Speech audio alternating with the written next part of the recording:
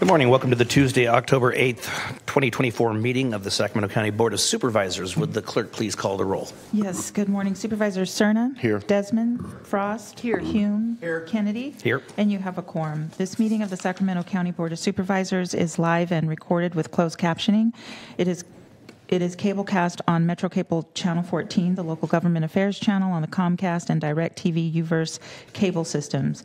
It is also live streamed at metro14live.saccounty.gov and can be heard on KUBU Radio 96.5 FM. Today's meeting will be repeated Friday, October 11th at 6 p.m. on Channel 14. This meeting can also be viewed at youtube.com/Metro Cable 14. The Board of Supervisors fosters public engagement during the meeting and encourages public participation, civility, and use of courteous language. The board does not condone the use of profanity, vulgar language, gestures, or other inappropriate behavior, including personal attacks or threats directed towards any meeting participant. Seating is limited and available on a first-come, first-served basis. Each speaker will be given 2 minutes to make a public comment and are limited to making one comment per agenda or off-agenda item. Please be mindful of the public comment procedures to avoid being interrupted while making your comment. Comments made by the public during Board of Supervisors meetings may include information that could be inaccurate or misleading, particularly concerning topics related to public health, voter registrations, and elections. The County of Sacramento does not endorse or validate the accuracy of public statements made during these open public forums.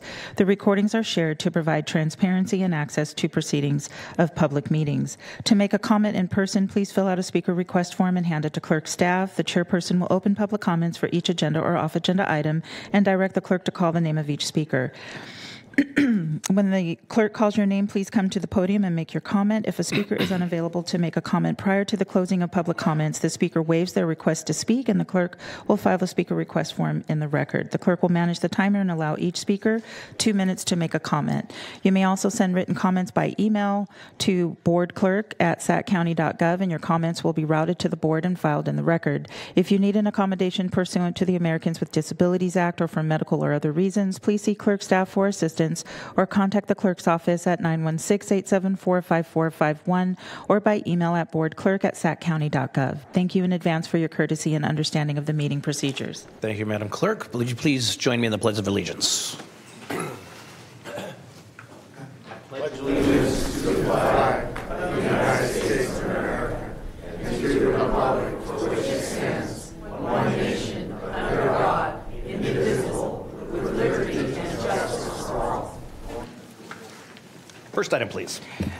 Public comments relating to matters not on the posted agenda, and we do have 8 requests. I'm going to bring them up. Our first speaker is Tammy.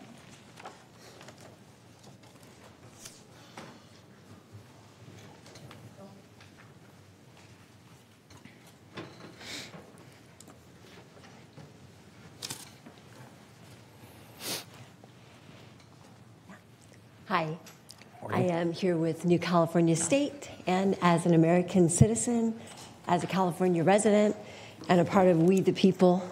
Each one of those is super important to me. And I wanted to ask for today, if I understand it right, we get only once every 2 weeks that we can speak as a public comment, and it's a 30-minute limit, and then only 2 minutes per person. So in that time, would you look while we are sharing?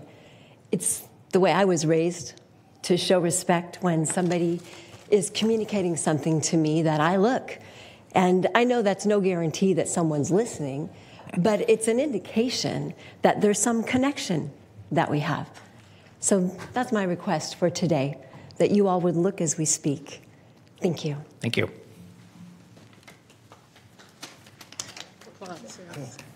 Good morning. Pardon me. Good morning.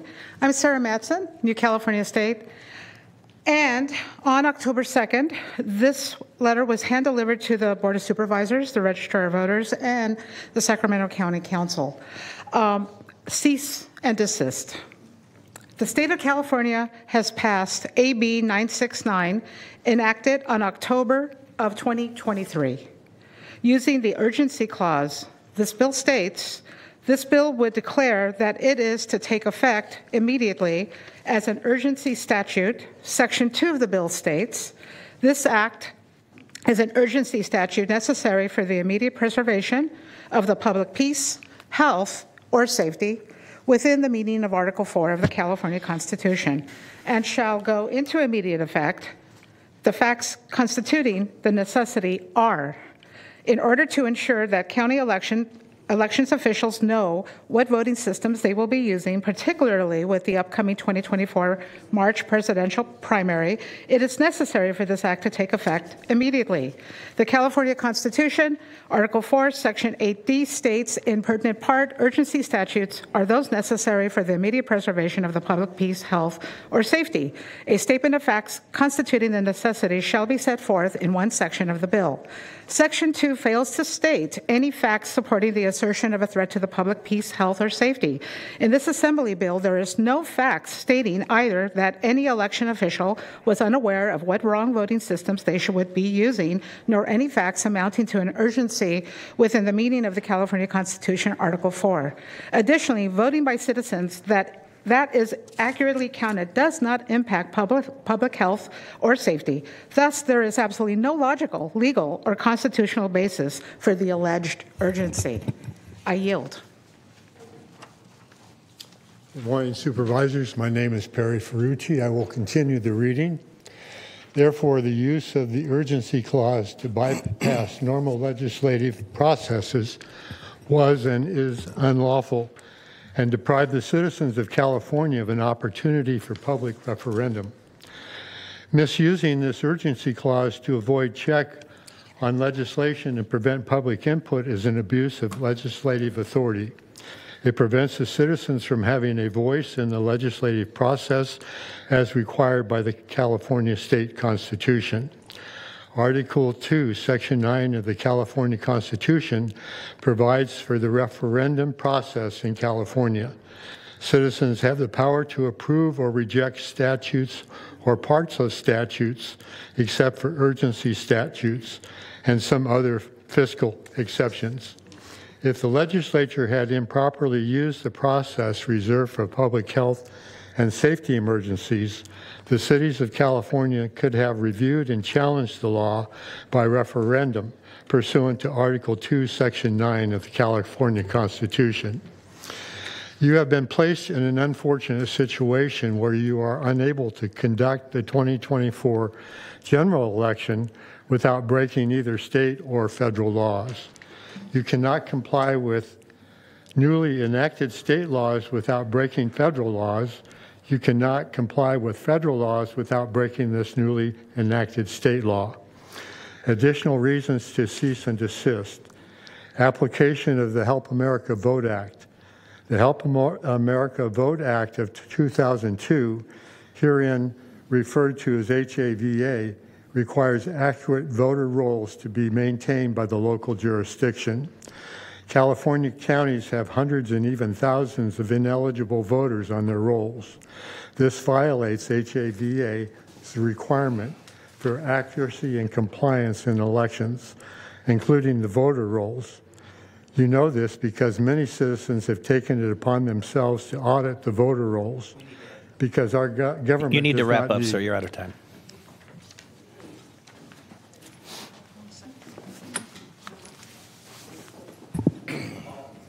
Betty, New California, and they have found hundreds and thousands of ineligible voters.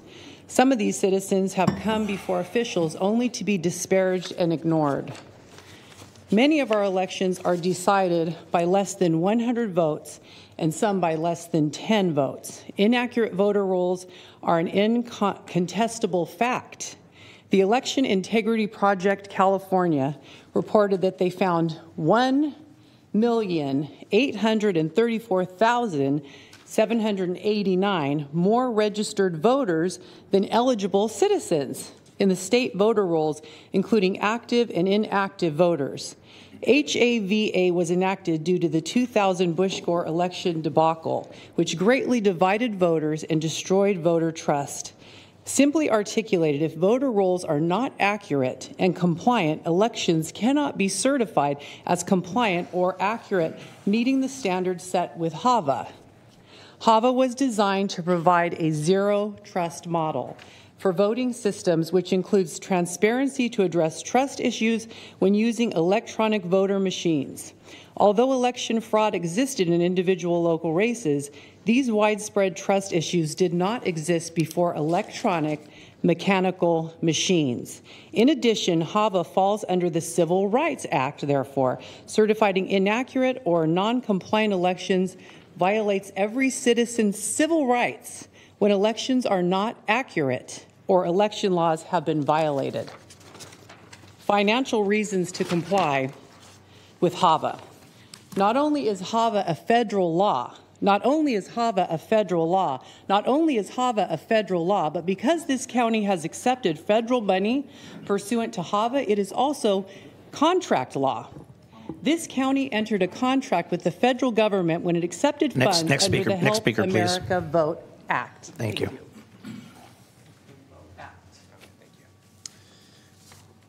All right. Kenneth Calvin Jr. The Board of Supervisors voted to accept these funds. County Council signed off on the contracts, and the ROV clerk recorder agreed to comply with the terms of that contract. If this county follows California law, and specifically AB 969, the county cannot meet the contractual requirements of the Help America Vote Act. If the county intends to follow California law, the county will deprive the citizens of the transparency required, resulting in a misappropriation of federal funds. Failing to follow the federally mandated HAVA, the county would have to return the HAVA funds to the federal government. If the county returns the HAVA funds, the county cannot pay for the election equipment that the county is required by California law to use. Gets a little uncomfortable. Each of you swore an oath to the United States Constitution and to the Constitution of the United States of California. To the state of California. Both constitutions guarantee citizens the right to have their vote accurately counted and to elect their representatives. Your oath is not to the government, but to the Constitution and the people you represent. Certifying uncertifiable elections in a federal election can reach the level of treason. Do not assume just because county election officials have not been held accountable to this point that they will not be held accountable now and in the future. We pray those involved do not expose themselves or the county to this financial obligation. We respectfully demand that the county comply with both the California and federal constitutions rather than following newly enacted and unconstitutional California laws. First, the process must be transparent and the counts must be verified. Second, only eligible voters should be allowed to vote.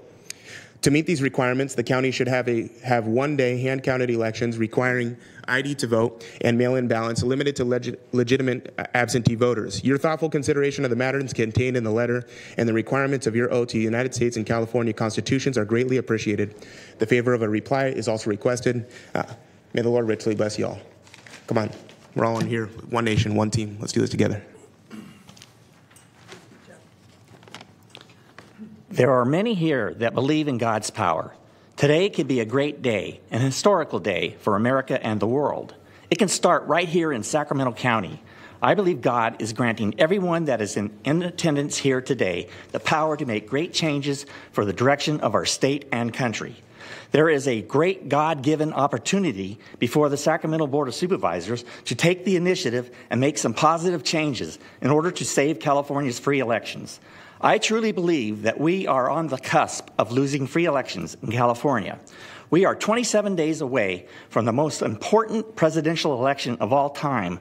I call on the Sacramento County Board of Supervisors to step out from their comfort zones. May Sacramento County be an example for other counties and states to follow. We, the people, do not want to see our supervisors fail. We would like to see each and every one of our supervisors gleaming and knowing that they were the supervisors that changed course and saved our state and country. I ask the Board of Supervisors, can the Board of Supervisors ensure Californians that this election has new safeguards in place? Did the Board of Supervisors implement new protection mechanisms in order to prevent election fraud? Did the Board of Supervisors adopt new security measures to be implemented at every polling place in Sacramento County? Can the Sacramento Board of Supervisors give any assurance at all to Sacramento County residents? What has the board done for the upcoming election? We, the people, deserve answers. If this assurance is not provided, we, the people, will have no other choice than to believe the Sacramento Board of Supervisors do not care about this state's elections. The Board of Supervisors has the power today to save free elections in California, or every one of you can choose to do nothing. If we lose free elections, everyone will be out of our jobs, including all government officials. We will be told where we can work and at what wages, if any, we will be paid. Next speaker, please. May the Sacramento Board of Supervisors open up and realize today the dire condition of our state and country and the importance in taking precautions right away. Next speaker, please. Your time is up, sir. God, so help us all. Good morning, Board. Morning. I want to call your attention to the premise of our unique American history as a constitutional republic, and that is that its citizens elect their own representatives to their civil government.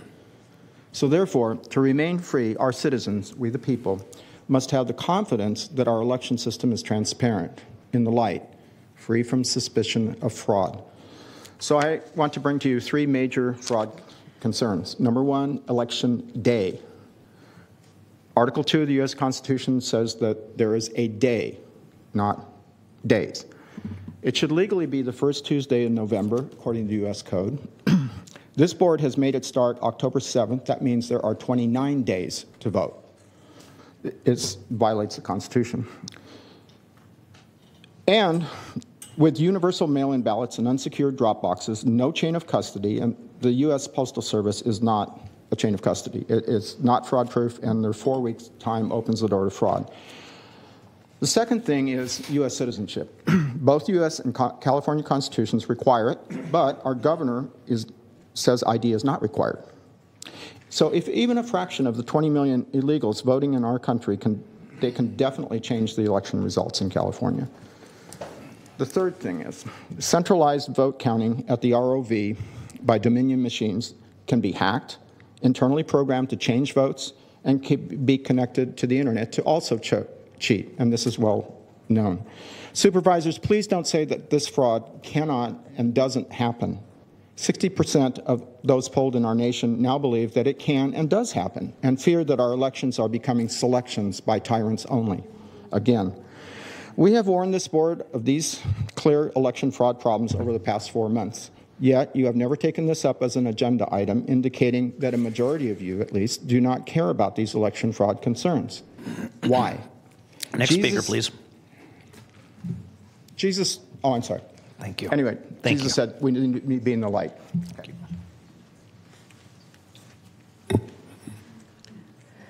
Good morning, Supervisors. I am Sandy, one of We the People. As we approach this very important federal election, many concerns are still expressed by your constituents regarding the existing election process, and rightfully so, as we find the landscape of our communities being changed by the presence of many non-citizens. I will read some of an article entitled "Oregon Mistakenly Registered Nearly 1,260 Possible Non-Citizens to Vote, DMV Admits." Oregon officials admitted an error with the state's automatic voter enrollment program was larger than previously thought, registering 1,259 possible non-citizens since 2021. The enrollment error was unearthed last month, with officials admitting to wrongly registering around 300 voters through an Oregon DMV program that registers legal citizens when they obtain a driver's license or state ID. The DMV and Secretary of State's office said a complete review showed 1,259 people who didn't provide proof of U.S. citizenship were added to Oregon's voter rolls, a number 4 times the previously reported figure. Officials said the error began in 2021 when a state law allowing undocumented immigrants to obtain driver's licenses took effect. The DMV audit found staff may have accidentally selected U.S. passport when presented with a foreign passport or U.S. birth certificate when given a foreign document, triggering voter enrollment. The DMV said its drop-down menu has now been rearranged, so U.S. passport is no longer the first default option. Staff must also enter the state and county for all U.S. birth certificates and respond to a prompt when passport information is entered. About half of all states have implemented automatic voter registration, according to the National Conference of State Legislatures. Oregon's error was uncovered after an inquiry from the Institute. What can we learn from the mistakes of others to help prevent these types of errors happening in our county? Thank you so much for your attention. Thank you. Davi Rodriguez.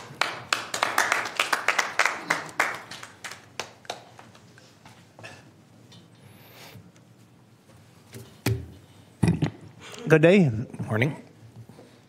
A few years ago, I applied to the county registrar's office to work one of the elections, and I was given an appointment to do that.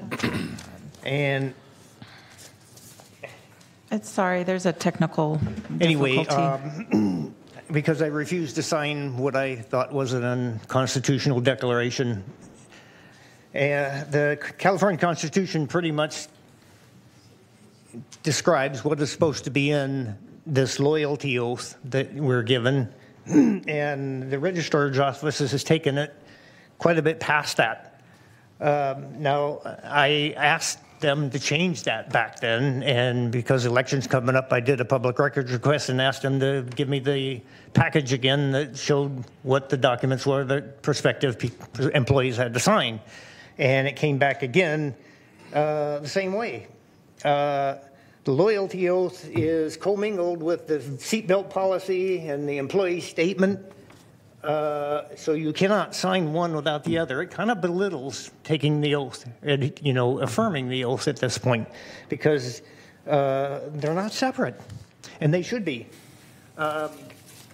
Further in that, they asked me to sign this pledge about the conduct for elections and registration officials, and it's replete with references to the democratic process, and I think this is an undue influence that is unnecessary for the registrar to go off upon. The Democrat Party has chosen to blur the lines, and they call them the Democratic Party, and now we have the registrar kind of mixing those two. I know the difference, but I'm sure that a lot of new voters, especially ones new to the United States, probably may feel influenced by this. Thank you, Davi. The other thing is... Thank you, Davi. You're out of time. This thing at the very bottom, you might notice that... Davi, your time is up, Davi. They don't even know how to spell this name of Sacramento County. It is spelled... Davi, County of Sacramento. we're on a time crunch today, which is why it's strictly adhering to the... I cannot hear anymore. I've lost my hearing. I'll have to read the thing later. Okay, thank you. Thank you. I believe that's the last public comment off agenda, so that takes us to our consent calendar. Madam Clerk. Okay, for your consent matters, items 2 through 47. For item 12, you're adopting an ordinance amending section 2.78.759 of the Sacramento County Code related to payment of vacation, holiday in lieu, and sick leave balances for employees who accept employment with the Sacramento Area Sewer District. You waive reading on this on September 24th. For item 14, you're adopting an ordinance amending section 16.86.130 of the Sacramento County Code relating to the initial credit and reimbursement program for the construction of dedication of right-of-way for and advance funding of Metro Air Park public facilities and related costs. You waive reading on this on September the 24th, and that concludes my notes. Okay, Supervisor Cerna. Thank you, Chair. Just a question on item 20. And if I could ask Ms. Bellis to come to the podium while the clerk reads the item. Item 20 is to authorize the Director of Regional Parks to execute a license agreement with the Sacramento Valley Conservancy associated with use of lands associated at and adjacent to Camp Pollock in the American River Parkway. Great. Thank you. Good morning, Liz. Good morning. Just wanted to understand and make clear that with our action on this item today, what does it do or not do relative to the enhancement of response to homeless encampments at or near Camp Pollock, including post-encampment debris cleanup? It should have no effect whatsoever. We still patrol the entirety of Camp Pollock, not just the area that the county technically owns. And so is this really just about who's responsible for what and not necessarily Correct. So additive enhancement? Correct. So we have the State Lands Commission who owns the property. They lease the majority of the property to Sacramento Valley Conservancy, and then the county also owns a portion of the property adjacent, the parking lot area, and the driveway. Okay. All right. Thank you. You're welcome. Supervisor Desmond. Quick comment on item 24. Item 24 is the El Camino Avenue at Kent Drive traffic signal project. So it's very quick. I want to really thank our DOT for working very closely with San Juan Unified. San Juan Unified is moving the Katherine Johnson Middle School, which is currently right next to Encina High School. They're moving it to a shuttered elementary school a little bit further east, and it's going to have major, I think, traffic implications, but going to be a great thing for the community. And our DOT worked very hard with San Juan Unified to make sure this traffic light is in place on El Camino Avenue before that school opens in January. So just want to pass along my thanks. Thank you. Thank you, Supervisor. Supervisor Hume. Thank you, Chair. I just have a comment to make on item number 5, please. Okay. For item number 5, this is to approve a resolution accepting $251,000 donation from the estate of Aaron Judah Pierce. Comment is simply this: I don't think $250,000 coming to the county out of the goodness of someone's heart should be a consent matter item, so I just wanted to lift it up and say thank you to Aaron Judah Pierce for thinking of our animal control services, and I hope that that money is put to good use. Well said. Thank you, Supervisor. Mr. Villanueva. Supervisor, just to let you know, I know Mrs. Bedworth is in the audience behind me, but she is currently looking at ways to celebrate that and bring recognition to the family and for that donation. So, and as far as I know, it's one of the larger ones that we've seen in quite a long time. So thank you, if at all. Thank you. Any others? All right, is there any members of the public that have an item that they would like to address the board on that's on consent? We do not have any public comments for consent. Okay, is there a motion? Move consent. We have a motion and a second. Please vote. Unanimous vote with those members present. With all members present. Sorry about that. Say, it's that sneaky District 6 again. Item 48 is the Sacramento County 2023 Crop and Livestock Report presentation. Okay. So, Chris, Yeah. I'm doing some unusual agenda management today. How long do you think your presentation is going to take? 15 minutes. You got 15. Okay. Okay. You guys got that? As much as we love this every year, it's one of my favorite parts, but we just have to keep things moving today. Thank you. Okay, no problem. All righty. So, good morning, Chair Kennedy and members of the board. Chris Flores, Sacramento County Agricultural Commissioner. I'm here today to present the 2023 Sacramento County Crop and Livestock Report. This report is prepared in accordance to Section 2279 and 2272 of the Food and Ag Code, which requires that we submit comprehensive overview of the acreage, production, and value of our crops here in Sacramento County every year, and then also updates on efforts to manage pests and related exclusion and quarantine actions. So assisting me today with this report is our department deputies, Kevin Martin, David Smith, and Brianne Metzera.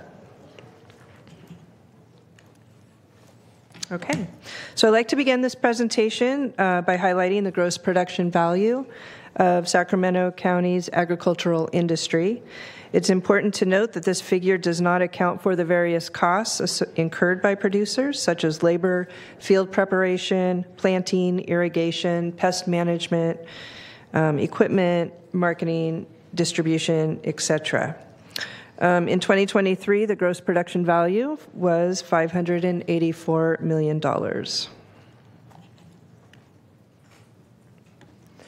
For over 25 years, wine grapes have been Sacramento County's highest valued crop. This slide presents our top 10 crops based on gross production value. In 2023, the value of wine grapes exceeded $204 million, reflecting an 8% increase driven by higher yields. There are over 37 varieties of wine grapes grown in the county, with notable varieties including Chardonnay, Cabernet Sauvignon, and Pinot Noir. Following wine grapes, pears ranked as the second highest valued commodity at over $55 million. Market milk came in third, valued at over $46 million. And you can see the other leading top 10 crops here on the slide. So I want to explore some of the overall trends in our ag sector, focusing on a few commodities. Beginning with cattle and calves, 2023 brought improved water availability, enabling more localized sourcing of feed, and significantly reducing the costs of of the food for the farmers. This was a welcome relief for livestock producers who had faced soaring prices in recent years. While feed costs declined, cattle prices, especially for beef, saw an increase. This rise was influenced by a reduction in cattle herds and strong demand for beef, as many ranchers had downsized their herds in response of drought.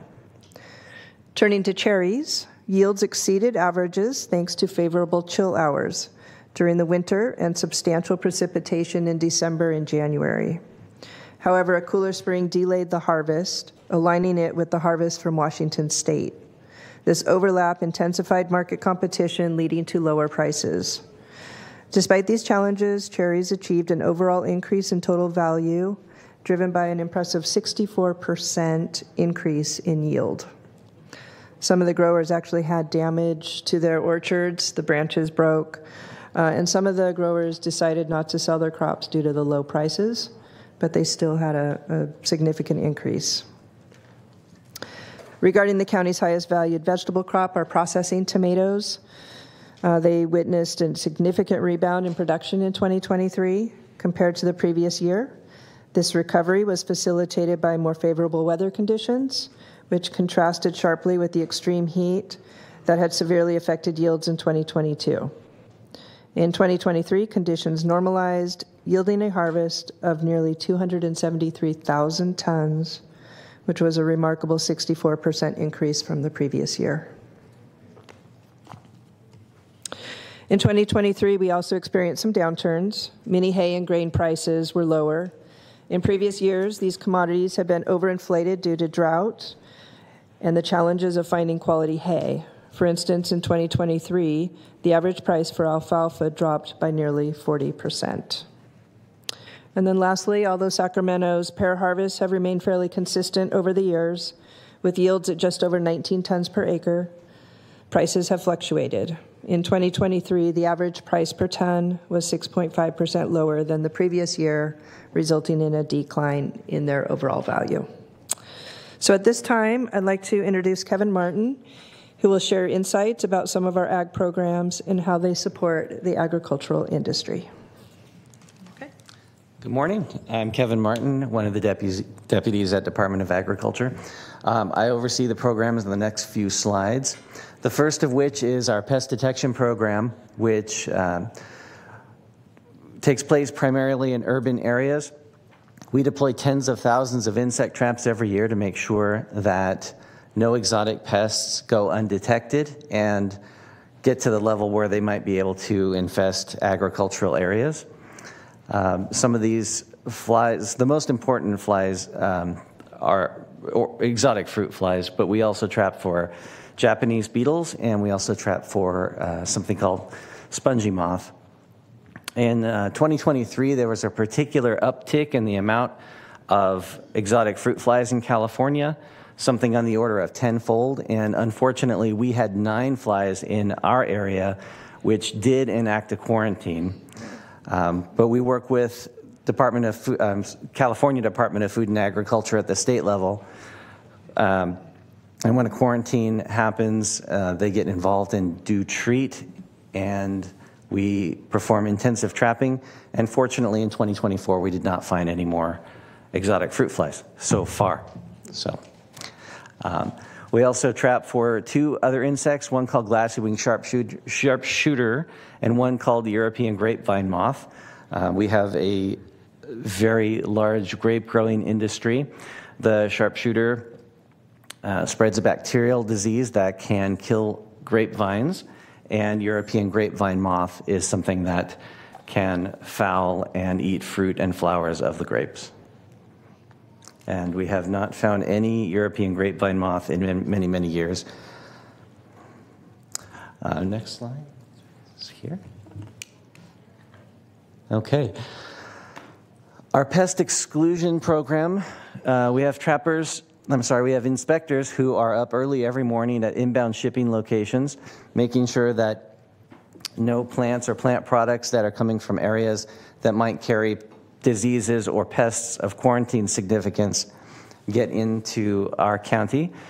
To help with that, we have an ag inspector dog named Colonel and his handler named Michelle, and they are able to sniff out any packages that are unmarked. They also work regionally, so although the 59 pests that we discovered in this county are significant, that number is a lot higher for the surrounding areas that the dog team also assists. We have a phytosanitary certificate program that we operate under the USDA and are certified to issue phytosanitary certificates for export of our agricultural commodities.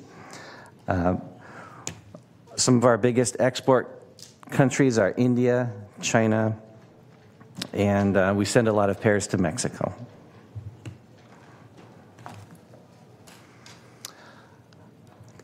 We have 72 wholesale and production nurseries in Sacramento County. Our inspectors make sure that quality standards are maintained in those nursery programs, so there's no pot-bound plants being sold or plants that are carrying excessive pests. Fortunately, we have some fantastic nursery owners in our county who understand the importance of what we do and are extremely cooperative whenever we have anything that needs to be addressed. Our apiary program, we promote bee health by regulating safe habitat practices, such as making sure that water sources are available that are not people's swimming pools. And we also make sure that vacant hives are properly stored throughout the winter. We help bees in the beekeeping industry by enforcing regulations that minimize pesticide exposure to pollinators. We operate under the state organic program to verify organic certification, to investigate complaints, and to take action against violations such as improper labeling or pesticide use. So we and all other counties in California are doing our part to help maintain the integrity of the program, and it's worked very well. This has resulted in a marked increase in consumer demand for organic products and consumer trust in organic products. Certified farmers markets reserve a place that's special for small farms to promote their product. Growers may bring produce directly from their farms and are allowed exemptions from some California regulations that may otherwise make sales impractical for them. We protect this opportunity through a system of issuing certified producer certificates, where a grower will list what they intend to grow, and then we make a visit to their farm and confirm they are growing what they say they're growing.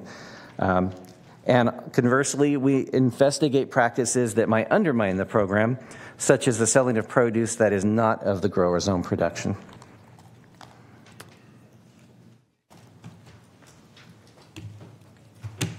All right, thank you. David Smith is our deputy over pesticide use, and he'll update us on that. Thank you, Chris. Good morning, supervisors. As Chris said, I'm David Smith. I'm one of the deputy ag commissioners at the department. I supervise the pesticide use enforcement program. And I like to point out the abundance that we saw that Kevin mentioned of agriculture in our county. It just wouldn't be possible without the use of pesticides. It's important, though, to remember that pesticides are one tool in a grower's toolbox to fight pests and disease that could be detrimental to agriculture.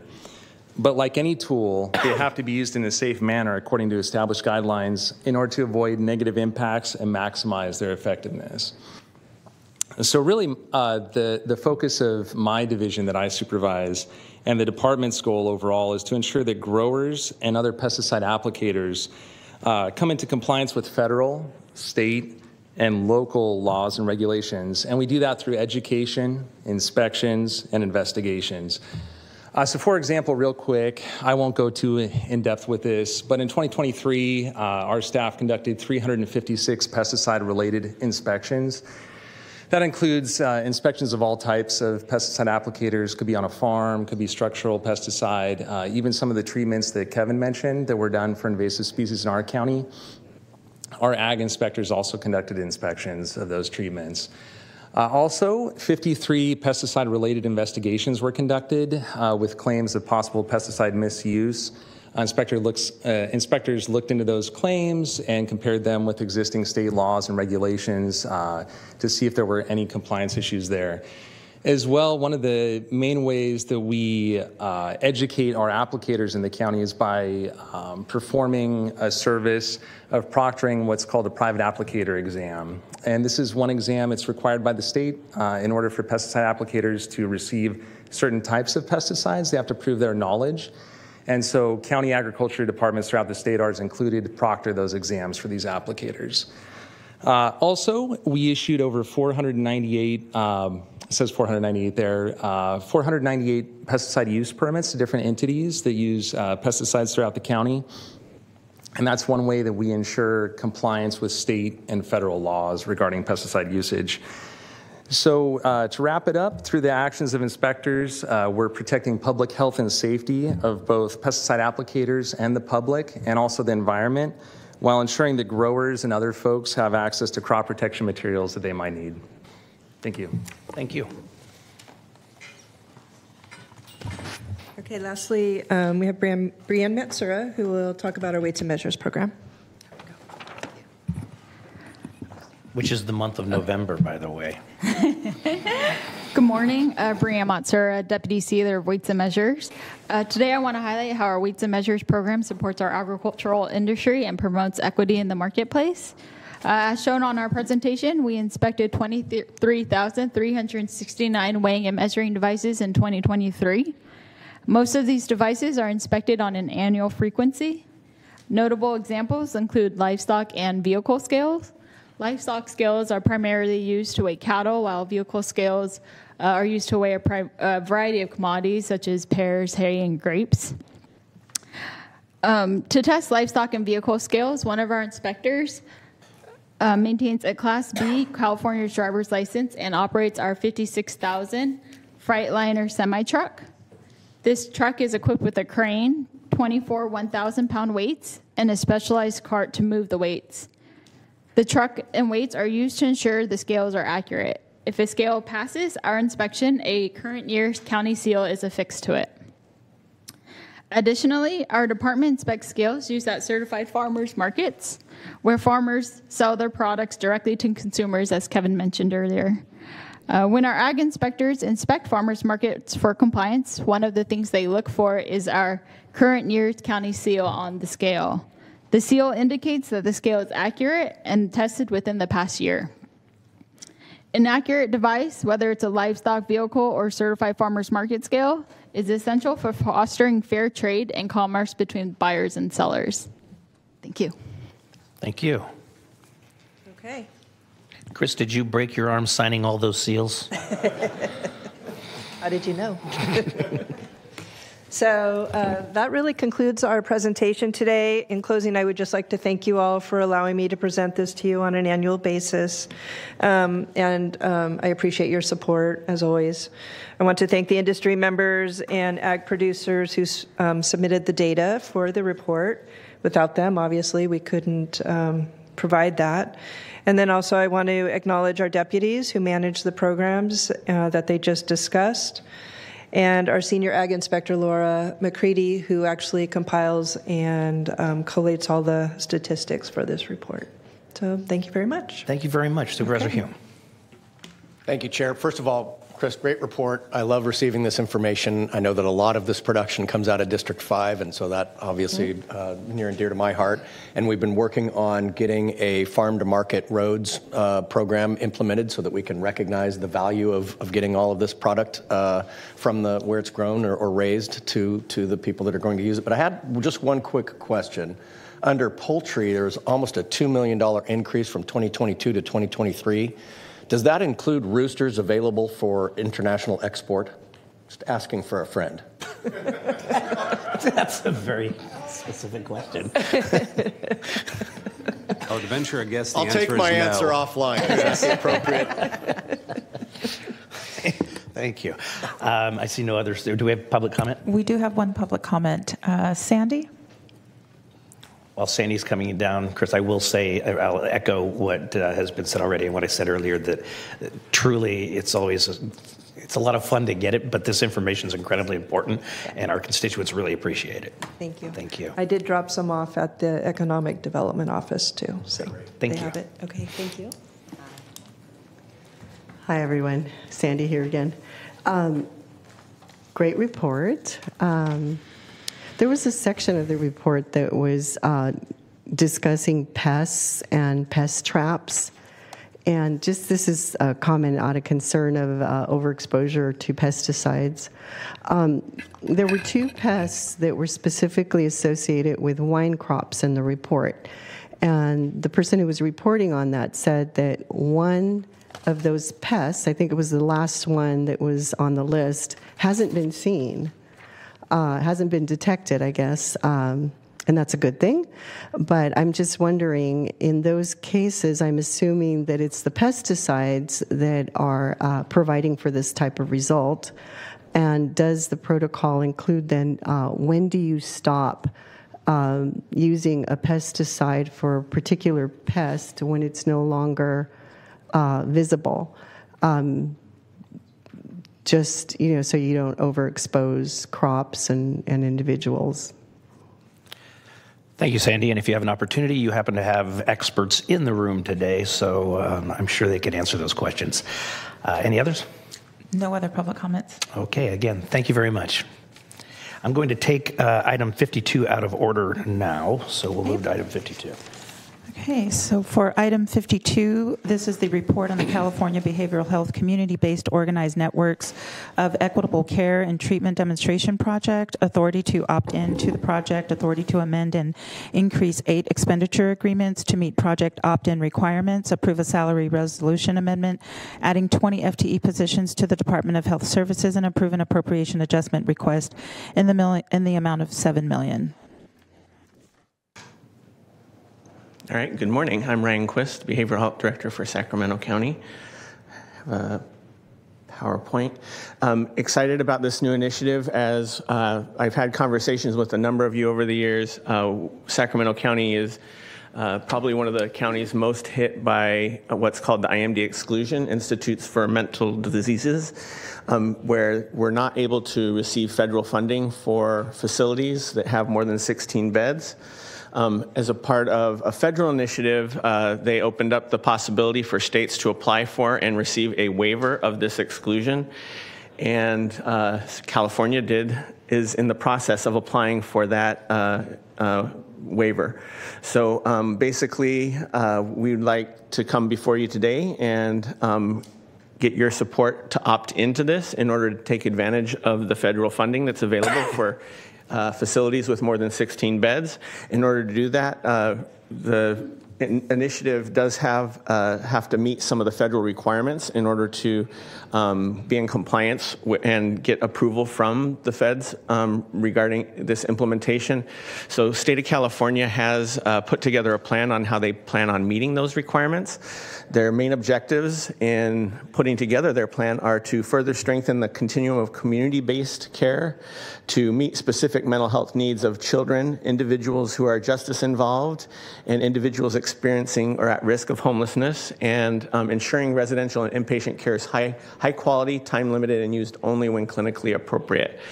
The waiver is right now on track to hopefully go live January 1st, 2025. And so we're ramping up and trying to get ready to make sure that we take advantage of as many of those federal funds as we possibly can. In order to participate, we have to show that we have increased the array of community-based services that are available. We do anticipate that if we opt in, that we will generate nearly $100 million over the initial 5-year period. We're looking at approximately $23 million per year, assuming current volume of inpatient. So it might actually increase over time as the time goes. So to participate, we have to actually commit to providing some community-based services. We have to meet milestones to ensure that our IMDs are being used only when there is a clinical need and the IMDs meet the quality standards. And we have to reinvest our dollars generated, the federal revenue that's generated needs to be reinvested back into community-based services. And then here's a list of services that, that we're going to get to implement, and I'll go into a little bit more detail on what those specific services are, but we basically will use our new federal revenue in order to invest in these additional community-based services. These are the ultimate goals for BH Connect. You see, they're all the things that we want to be doing anyway: reduce utilization and lengths of stay in emergency departments, avoid preventable readmission rates, increase availability of crisis stabilization and community-based services, improve care coordination following an acute episode, and improving the availability of evidence-based programs. So to go briefly into the different programs that we're going to get to implement. First of all, assertive community treatment is a high-intensity program. It's evidence-based. It has very specific requirements. In order to be implementing this to fidelity, we're going to have to be in compliance with those fidelity measures that the state will establish. Basically, we all know our full-service partnership programs here in Sacramento County. This will be like a subset of those full-service partnership programs that will be embedded within our full-service partnership programs, and there will be both a general version as well as what they call forensic assertive community treatment, which is specifically designed for those who are justice involved. Don't see this as a huge impact. We're already doing full service partnership programs and already are receiving revenue for those programs. So we don't see this as a big new investment. In terms of this one should be individual supportive placement. Individualized supportive placement is an evidence-based model for supported employment. This is something that we have previously been approved in order to implement within our full service partnership programs. So again, we don't see a great deal of new investment that we need to do here, and so it's going to be, again, another probably low-hanging fruit in order to be in compliance with the requirements to opt in. Transitional rent, the proposal was that we would also be able to receive funding for federal funding, Medi-Cal funding for providing transitional rent. Since this PowerPoint was finalized, the state has proposed an alternative idea around how transitional rent will be handled. They're now considering embedding it within managed care plans instead of behavioral health, which case we'd be able to utilize it, and we'll be watching that very closely to see where it ultimately lands between now and January 1st. Either way, these are, if it is with us, we are already investing in our flexible housing funds that are already being used for purposes such as transitional rent. So again, it's not a huge new investment. This is something that we're already doing as a part of our full service partnership and core. All of our outpatient programs have access to the flexible housing funds. So the one place where we did not currently have this available is within our substance use prevention and treatment programs. And so this action would give us the authority to implement that should that be required as a part of implementation. The next one is first episode psychosis, the full title, Coordinated Specialty Care for First Episode Psychosis. We're already doing this as a part of a really strong partnership with UC Davis, our SAC EDAPT program. Again, it's basically focusing on early psychosis, and we're already fully funding that, and so we don't see this as a huge new investment for Sacramento County to opt in. One area where we do need to do a little bit of an investment is a new benefit that would be available in behavioral health, our community health workers. Currently, community health workers are available through the managed care plans, but not through behavioral health. And so this would make community health workers benefit within behavioral health. We currently have positions within our mental health programs that do these types of activities, and so we're planning on using our existing budget authority in order to implement that within our mental health programs. The place where we don't have that, though, is in our substance use prevention and treatment programs. So we do request some, I think, is a very small amount of additional budget authority, $2.3 million. Excuse me, $2.3 million in order to implement this through our SUPD programs. And these are the types of activities that community health workers do. So coming before you today, hoping for your support in this action item to opt into this BH Connect initiative. And then it also provides authority to create 20 new positions that will help us with implementation and compliance with everything that's required in this. One thing I do want to flag is that this particular initiative is being implemented in phases. So this won't be the last time you hear me talk about BH Connect, or maybe you won't hear me, but it will be present in budget increases into the future. As we get that additional federal revenue, we'll continue to augment and implement a very robust program in the community-based services arena. So there will be more coming on this. We do fully anticipate that this will be will require no new additional county general fund dollars. This will be a self-funding program. There's also some contracting authority, as I mentioned, to be able to implement the community health worker and transitional rent within our SUPD programs, which is also included in this board action. And that's my presentation. Supervisor Serna. Thank you. Thank you, Dr. Quist, for the presentation. I just have, I guess, one question or a series of questions here, perhaps, and I'm not sure who is best qualified to respond, but the last sentence of the board letter is a little confusing as to the fiscal consequence of what we're being recommended to do today. It says the AAR will add the only revenues and appropriations associated with this request to the DHS and patient care revenue fiscal year 24-25 adopted budgets. So if I heard you correctly, Dr. Quist, was it 2.3 million that could have some bearing on our general fund or not? We do not anticipate any of this is going to have any impact on general fund. This is all going to be self-funding with the revenue, the new federal revenue. Okay, that's the part that wasn't as clear as I thought it could be in the board letter. And so moving forward, though, there will be constant monitoring to make sure that we don't slip into reliance on general fund yes. Augmentation. Okay, all right, thank you. Supervisor Hume. Thank you, Chair. So to pick up on Supervisor Cerna's comments there, to plagiarize the movie Jerry Maguire, you had me at self-funding. It's a very good thing, and I just want to clarify that real quick, that on the second to last page of the board letter, there's a table there that talks about net gain, and it's almost $18 million. So once we take those 20 positions, which are primarily accounting and clerical, that net gain is the money that will be used for the actual provision of services, correct? Correct. In future years' budgets, as we have to implement all of the different components, we'll be in compliance with everything we have to with the state and need to continue to invest those in future years. Awesome.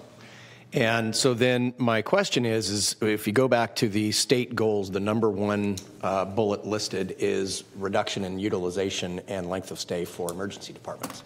As you know, I've prioritized ambulance patient offload times and bringing those down in Sacramento County. We're making some good strides on that. Come January, we're going to stand up one of the first pilot programs for triage to alternate destination, one of the first counties to do that. Will this program be able to stand up, lift up, or augment facilities and services relative to that program?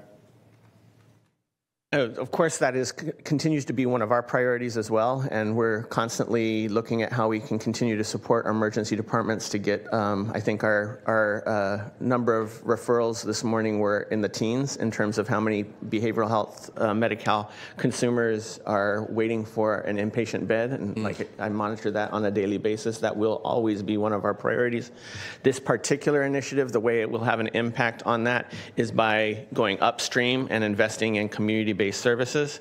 The more we do upstream, the more we have a very robust upstream, the less there will be need for those emergency visits, is what the basic logic and rationale for this is. Okay, so this isn't necessarily addressing the safe discharge issues or addressing the triaged alternate destination. It's trying to get them before they ever have the crisis that would cause them to want to utilize the ER in the first place. Correct. Okay, thank you.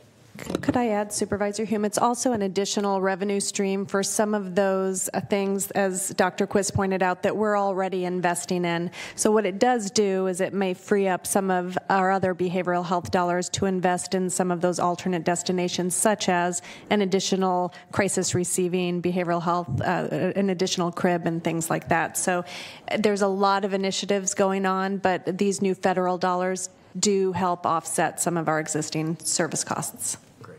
Thank you. Thank you. Do we have any public comment? Not have public comments for this item. Okay, we will file this under no brainer, and I'll move staff recommendation. Unanimous vote. Thank you. Okay, that will take us back up to item 49. So for item 49, you're acting as the Sacramento County Tobacco Securitization Corporation. And I'm going to pull up a screen. One of your members of the corporation, Director Betty Williams, is joining by Zoom. Good morning, Board of Directors. Colin Bettis, County Debt Officer. There are two action items before you today as the directors of the Sacramento County Tobacco Securitization Corporation. The first one is approval of the minutes of the prior meeting, which was held on October 17th, 2023. Second one is approval of the fiscal year 24-25 recommended budget. And the third item is a receive and file of the fiscal year 23-24 audited financial report. For the budget, the requested budget includes an increase of $9,000, an 8.7% increase. You may note that the expenses this year were lower than budgeted in accounting services section. This was due to correcting some transactions that should have been classified as expenses of the authority rather than the corporation. I anticipate that this year the costs will come in closer to the budget. The county has also recently issued an RFP for audit services, and it's anticipated that these costs will increase slightly as well. I have those are the final comments I have on the budget. With regard to the audited financial information, again, as a receive and file, it was determined, in the opinion of the auditors, to be presented fairly and in all material respects. And that concludes my presentation, and I'm here to answer any questions you may have. Supervisor Cerna. Thank you, Chair. If there are no public speakers, I'd like to move all the items associated with this recommendation. Okay, we have a motion and a second. I will also say before we finish the vote, thank you, Ms. Williams, for being here and being patient. We got a little off schedule. Sincerely appreciate you serving, but also being here throughout the morning today. Please vote. So I'll take a roll call vote please, on this, please. Supervisor Cerna? Aye. Frost? Aye. Hume? Aye. Kennedy? Aye. Williams?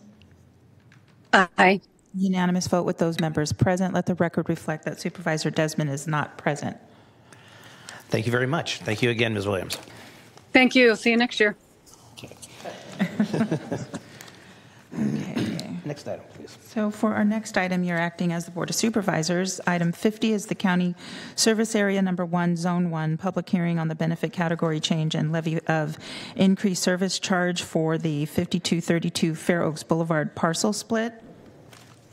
Good morning, members of the board. Joe Grassick standing in for Don Pimentel, who is scheduled to present. So the proposed project at 5232 Fair Oaks Boulevard is an urban lot split located on Fair Oaks Boulevard, about 1,500 feet northeast of Arden Way. During the entitlement process, the project was conditioned to provide full funding for street and safety light maintenance, which is provided by County Service Area Number 1. for unincorporated Sacramento County. As a result, the project proponent submitted an application to initiate the process, and in response to that request, a ballot and notice were mailed to the property owner on August 23rd. Currently, the project is a single parcel in the safety light only benefit category, and it is assessed $2.56 annually. The proposed change is only to parcel 1, which is the only parcel with public right-of-way frontage, which will now be in the enhanced street and safety light residential category with an annual assessment of $62.50. Parcel 2 will remain in the safety light only benefit category with an annual assessment of $2.56. So if there are no questions from the board, I would recommend that the board open the public hearing, consider any written and oral testimony, objections, and protests, close the public hearing, and then direct the clerk to tabulate the returned protest ballot. Thank you very much. Any questions from the board? Okay, I will open the public hearing. Is there any member of the public that would like to address the board on these items at this time? We have no public comments at this time. We'll close the public hearing. And Move the item? well, we'd have to open the ballots first. Oh, well, let's do that. There's also one extra step after that. No questions about rules? No. Yeah. So I received one ballot from the legal owner, 7i LLC, parcel number 28302310001, site address 5232 Fair Oaks Boulevard, Carmichael 95608, and this is for the annual service charge, and they are in favor of the increase. Okay. Great. So now I have to read the fill-ins for the resolution. Section 2, at the close of the hearing, the board had received 0 written protests.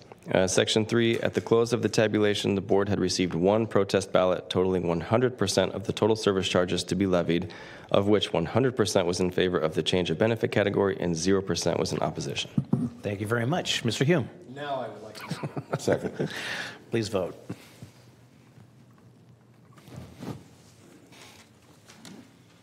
Thank you, Joe. Thank you. You didn't clear the earlier one.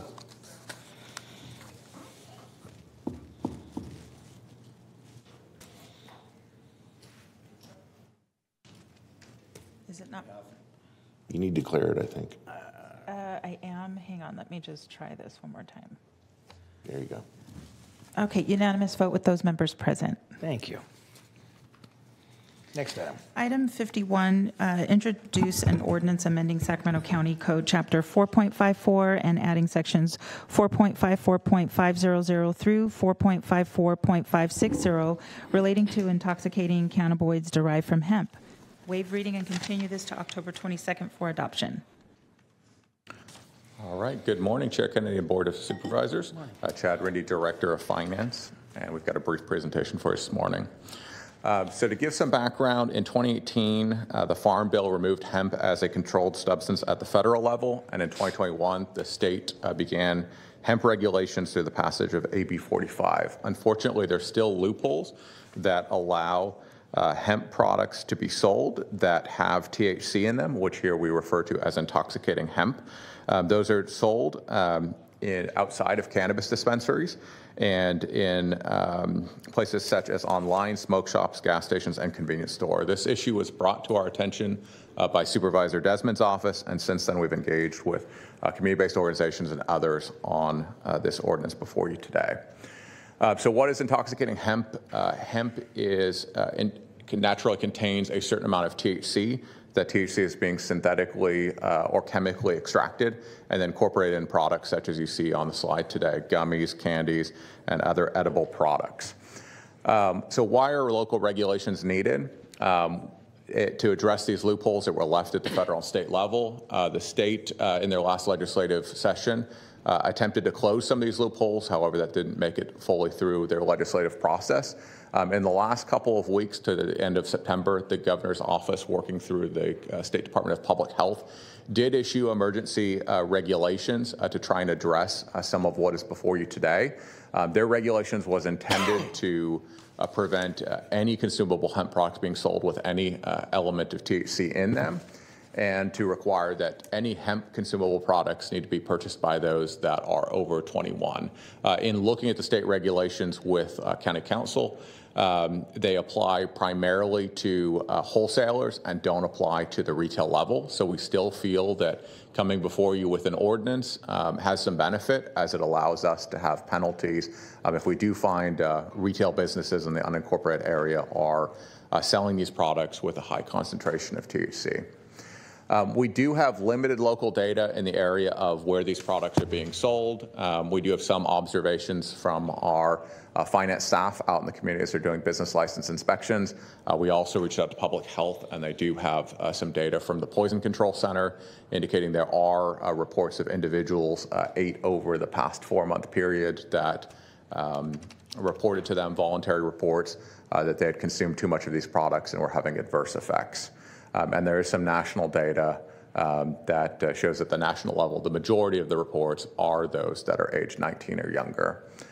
And so that leads us to, what are we asking you to do today? Our ordinance before you would prohibit the sale or manufacture of hemp products with above 0.3% THC. Your first action today, if you take it, would be first reading. This would then get a second reading and then go in effect November 21st.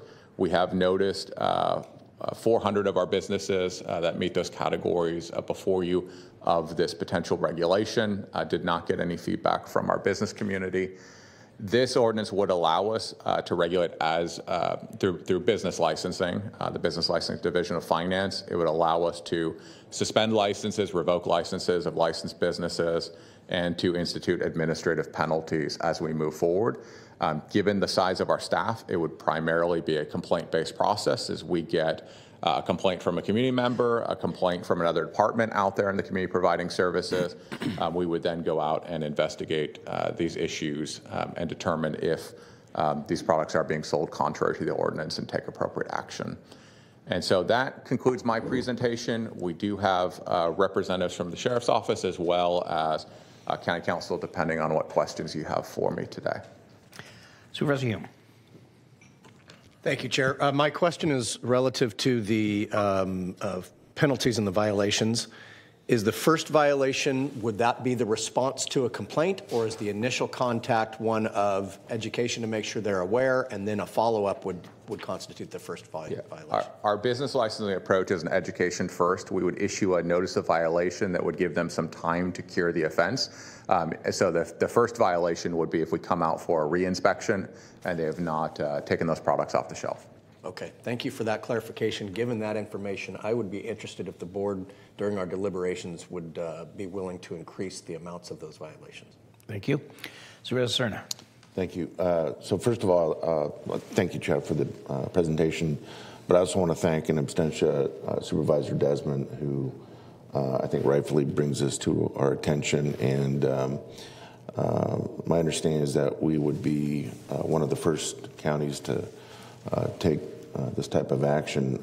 And having heard from other third parties about just how acutely unhealthy these Delta 8, Delta 9 synthetic hemp products are, it really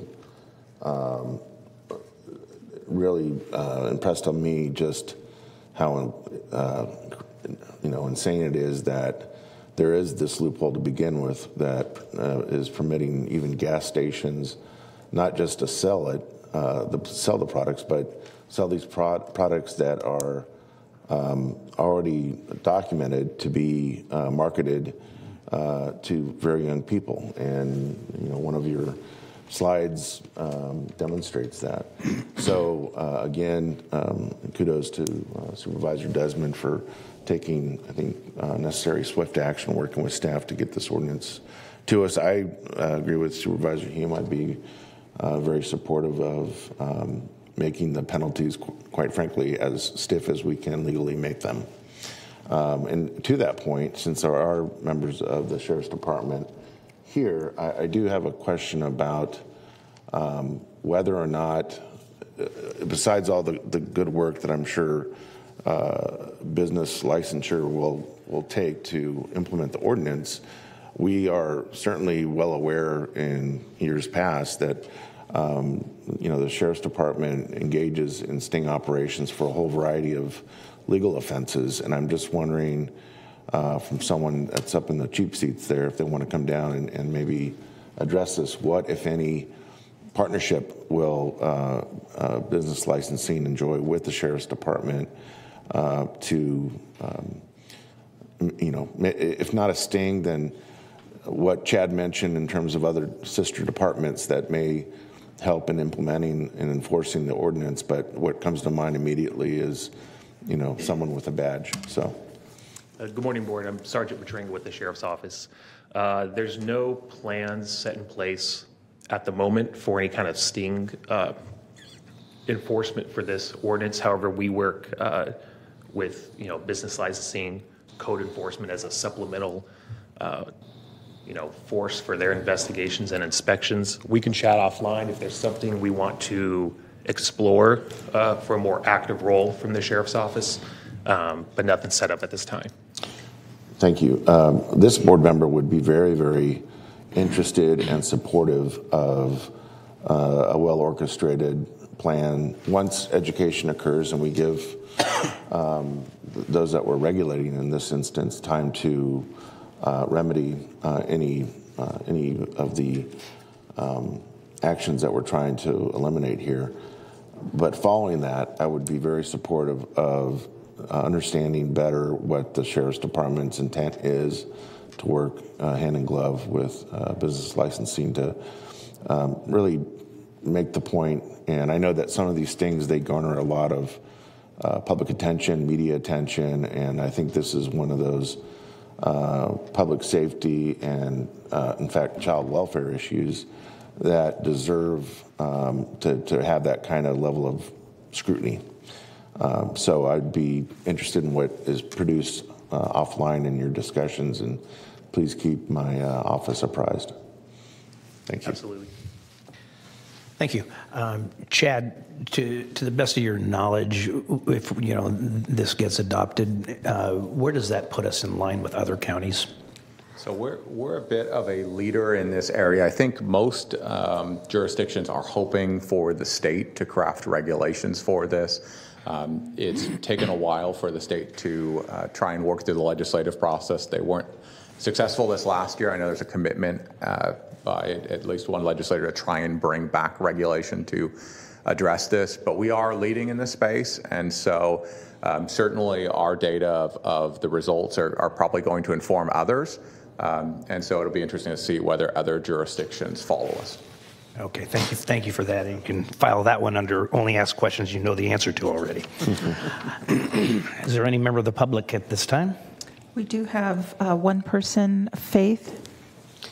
Mr. Chair? Yes, sir. While the speaker is coming down to the podium, and to your last point, I would suggest that, suspecting that this is going to pass in a moment, that we waste no time in working through CSAC to let them know what our experience has been and how we've responded and some of the nuance that is part of the ordinance, so that through CSAC, other counties can hopefully follow suit across the state. Absolutely. We'll follow up on that. Thank you. Thank you. Hello, everyone. I am Faith Galati with Breakthrough Sacramento. It is my pleasure to address you on this issue. We are a year-round free college preparatory program for under-resourced youth who want to be first in their families to get to college, and we're also a pre-professional training program for future diverse educators. One of the things that we do with our high school students is social justice internships, and for 3 years, funded by Sierra Health Foundation, we've been working on substance abuse awareness and policy. And one of the things that we focused on is how easy it is to access. I have, working with Mr. Jim Ketty, our students went out and went to convenience stores, vape shops, and smoke shops, and over 2 consecutive Saturdays, we were able to, don't eat that. Don't eat it, okay? And that green one, you won't remember yourself for a week. All right, I'll have that 3 is- green ones, please. Stay away from the green ones, all right? The important thing is that I took 2 17-year-olds from Supervisor Desmond's district, and we went out to 10 sites, and as they went from site to site, they got better with their story until they figured out exactly what to say to get the ability to purchase. Once they figured it out, I pulled them off. No more. We can't have them mastering this. However, what I do want to say is they are able to get it. And what we do know from the California Department of Public Health is that the poisonings for children under the age of 5 is significant, about 30 to 100,000. And for those over that age but under 18, it's 9 to 100,000.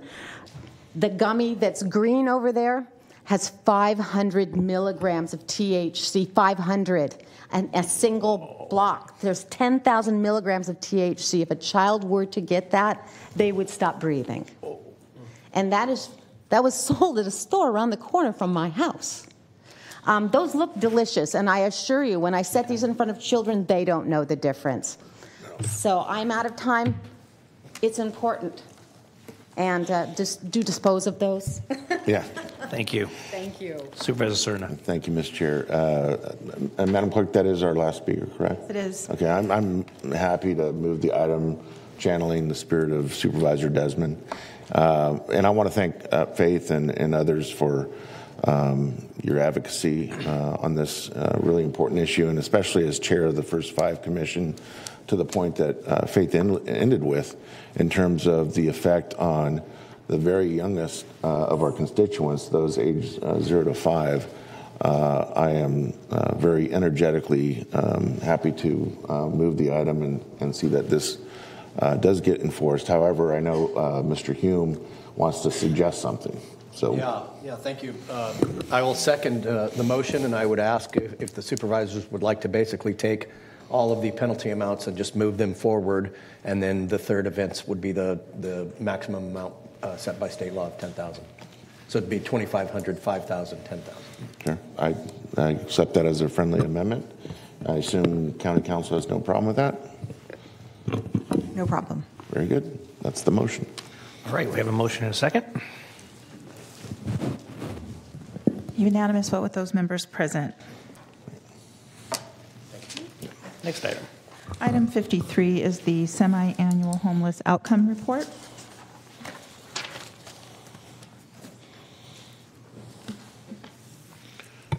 Good morning, Chair Kennedy, members of the board, Emily Halkin, the Director of your Department of Homeless Services and Housing.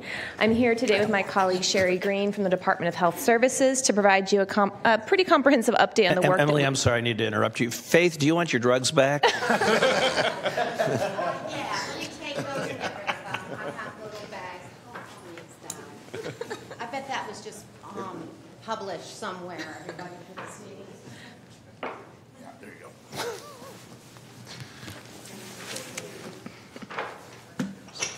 First time for everything. Thank you. Okay. Proceed. Thank you. Emily Halkin, the Director of the Department of Homeless Services and Housing. I'm here today with my colleague Sherry Green, who is pinch hitting for Tim Lutz from the Department of Health Services, to provide an update on the work that we've been collaboratively doing in the county to address and end homelessness. And there's 3 specific areas we're going to focus on today, each of which builds off of the others. First, Sherry and I will provide some data on the outcomes of our outreach efforts in the unincorporated county and along the park system. Next, I'm going to share some initial data from some public dashboards that are being published hopefully as we speak, that will help us to update and regularly provide you more consistent data and messaging around the efforts of our work. And then finally, I'm going to provide you an updated estimate of the funds that the county has allocated last fiscal year to prevent and end homelessness, as well as our efforts to address the impacts of homelessness. So as a reminder, we're going to talk first about our outreach efforts. This slide simply reminds us all about how we approach outreach in the unincorporated county and along the parkway. This is very general, but we generally deploy our outreach staff, which I should also say we have Scott Young and Kyle Stefano from Community Health Works, who really are doing the work on the ground for us and great partners. They deploy in 3 different ways. First, proactively in identified camps that we've seen or county partners who have seen or you and your staff have called in. We also provide response-driven outreach when the rangers or a sheriff's officer contacts us and needs some immediate crisis response.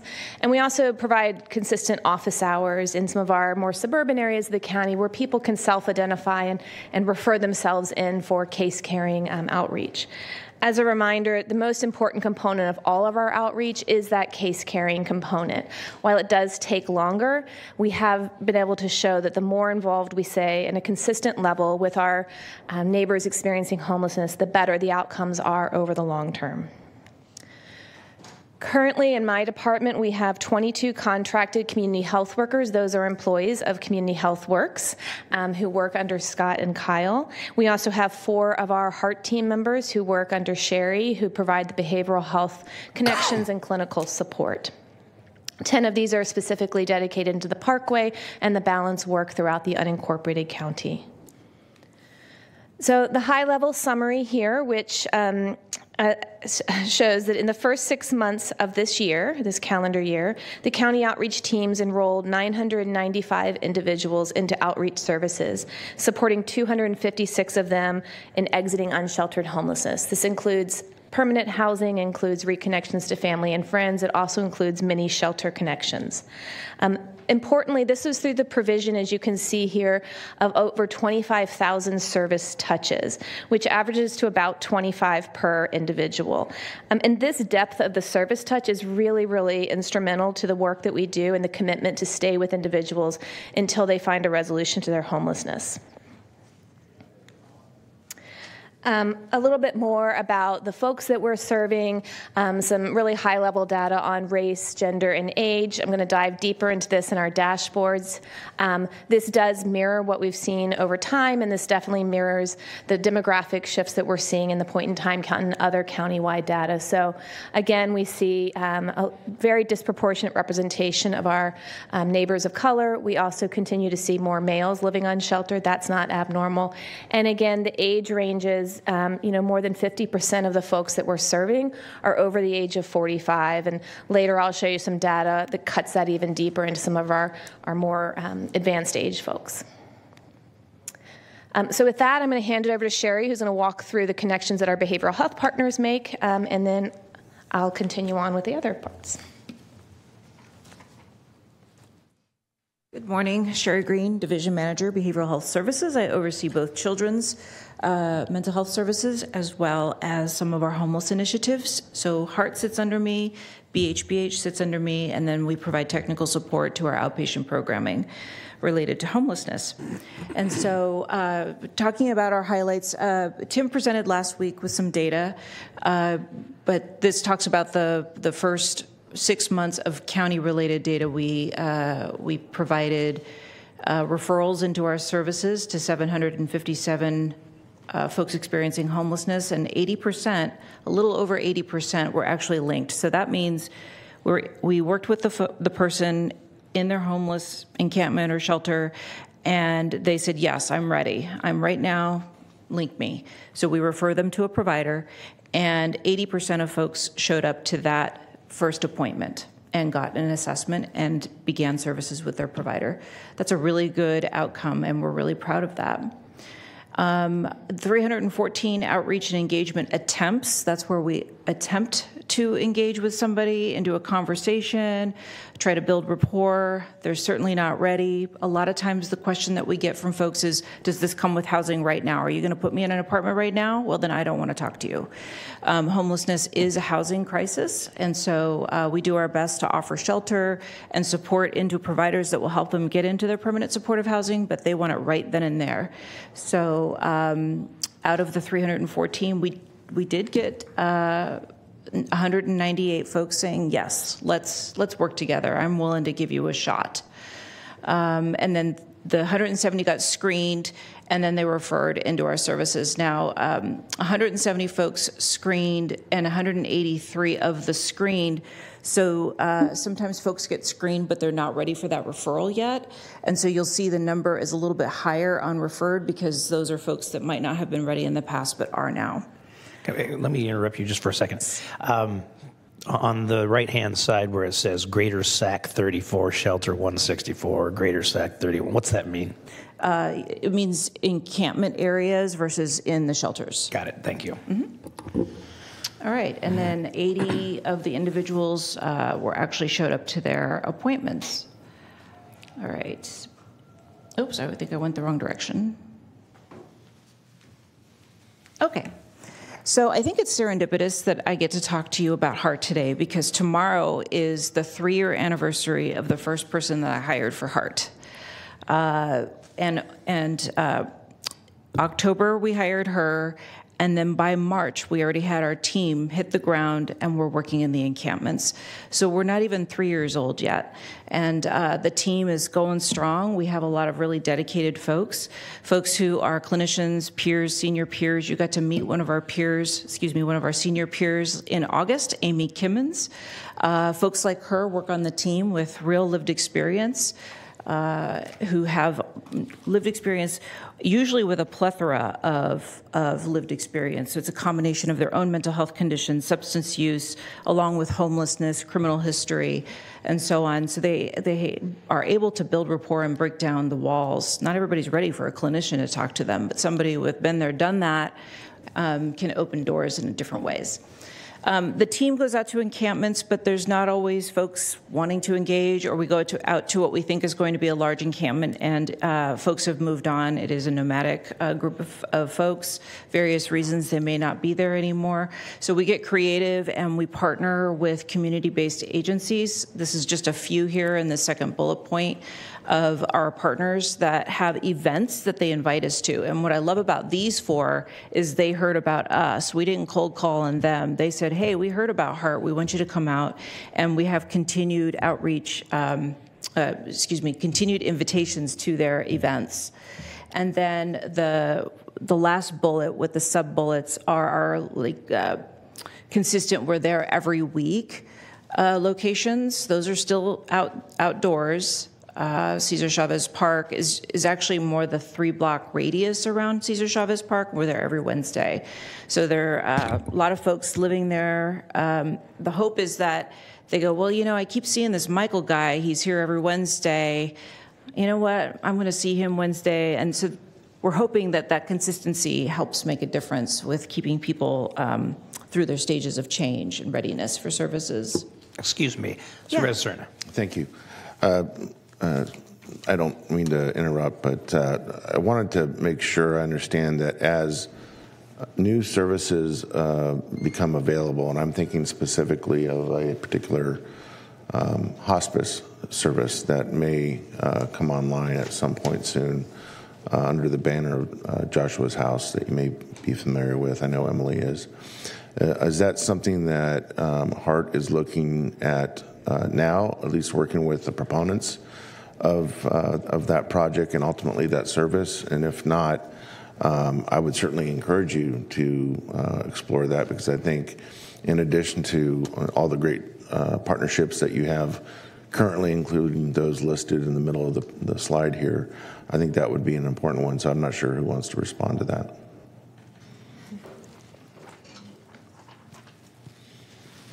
I don't know that we've had a chance this moving so quickly with Joshua's House. So I think it's a great idea, Supervisor Serna. The referrals into Joshua's House or hospice will come from the hospitals, but certainly folks who are there should be engaged with to the extent they need it, behavioral health services. So we'll be ensured to bring in the whole behavioral health team and make sure that they get a cadre of services, not just the hospice services. So thank you. Terrific. Thank you. Yeah, we work very closely with Emily's team and love ideas for partnerships. And these are just a few. These are just examples. We have significantly more partnerships than that. And then we also provide warm handoffs from street to shelter. We now have our new behavioral health bridge housing program, which is a variety of transitional housing options. So the team has been very busy to fill the units that are coming online with that. So that's very exciting. It's really opening folks up to being more willing to accept referrals into our system and to agree to see to continue to see us. And down on the bottom there, you'll see some of our team in the picture. All right, and then what we also do is whenever we can, we distribute survival and hygiene items. Water is very, very popular. It's a door opener. Sometimes they're willing to be polite and let you talk to them if you give them a bottle of water. Anything we can do to break down the barriers and build that rapport and that relationship. It's a pretty relentless engagement because some folks are just not at that stage yet. Can I interrupt you on the third bullet? It says Front Street Animal Shelters pause. Is that Front Street or is that our pause? I thought it was Front Street, but I can double check if it's ours. Anybody? Nobody? Supervisor, I'm going to guess that it's ours. Yeah. And we'll check that slide and make sure we get it updated. Yeah. I appreciate that. Thank you. Might be both. As you know, animals are a significant support for folks living in the streets, and being respectful of that relationship is really important. And we do have vets that have volunteered their time to support animal welfare as well. And I appreciate that, and I just wanted to highlight the fact that the county has this program that we should be getting credit because all of the folks over at our animal control services do a fantastic job. And as much as Front Street's great, this is us. Appreciate that. Thank you for the feedback. We'll get that fixed. Thank you. Okay, moving on to behavioral health bridge housing. So this is a two-part grant. We were awarded both parts, round 1 and round 3. We didn't qualify for round 2. It was only for tribes. And so we're very proud of ourselves because the second grant was very competitive. We were only 10 counties were awarded. And this is allowing us to erect various solutions that will help folks with transitional housing / shelter / hotel stays. It's all a work in progress. The grant requires a go live where we are allowed to spend the infrastructure dollars until January. It is a very tight timeline. They gave us basically 1 year, 12 months from the date of our executed contract with the state to spend all that infrastructure money, and then the rest of it will be spent on services and supports to the folks living in those projects. And these are the types of solutions that we're working on right now. We already have 80 beds, and we are in the process of moving forward with 167 more beds. It's kind of a phased approach, and we're working with Emily's team on those as well. Pause there for any questions. Okay. All right, and then we have our permanent supportive housing. I think this is one of the most important investments that we have. As we know, homelessness is a housing crisis, and so we're actually utilizing our resources to help with that crisis. And I have to say, I work with other people in my position throughout other counties in California, and a lot of counties don't use these solutions. I'm really proud of this investment by the board. And we currently have 401 units over 16 properties and varying types of solutions. It could be families for some of them, or we have some units with up to 3 bedrooms. Large families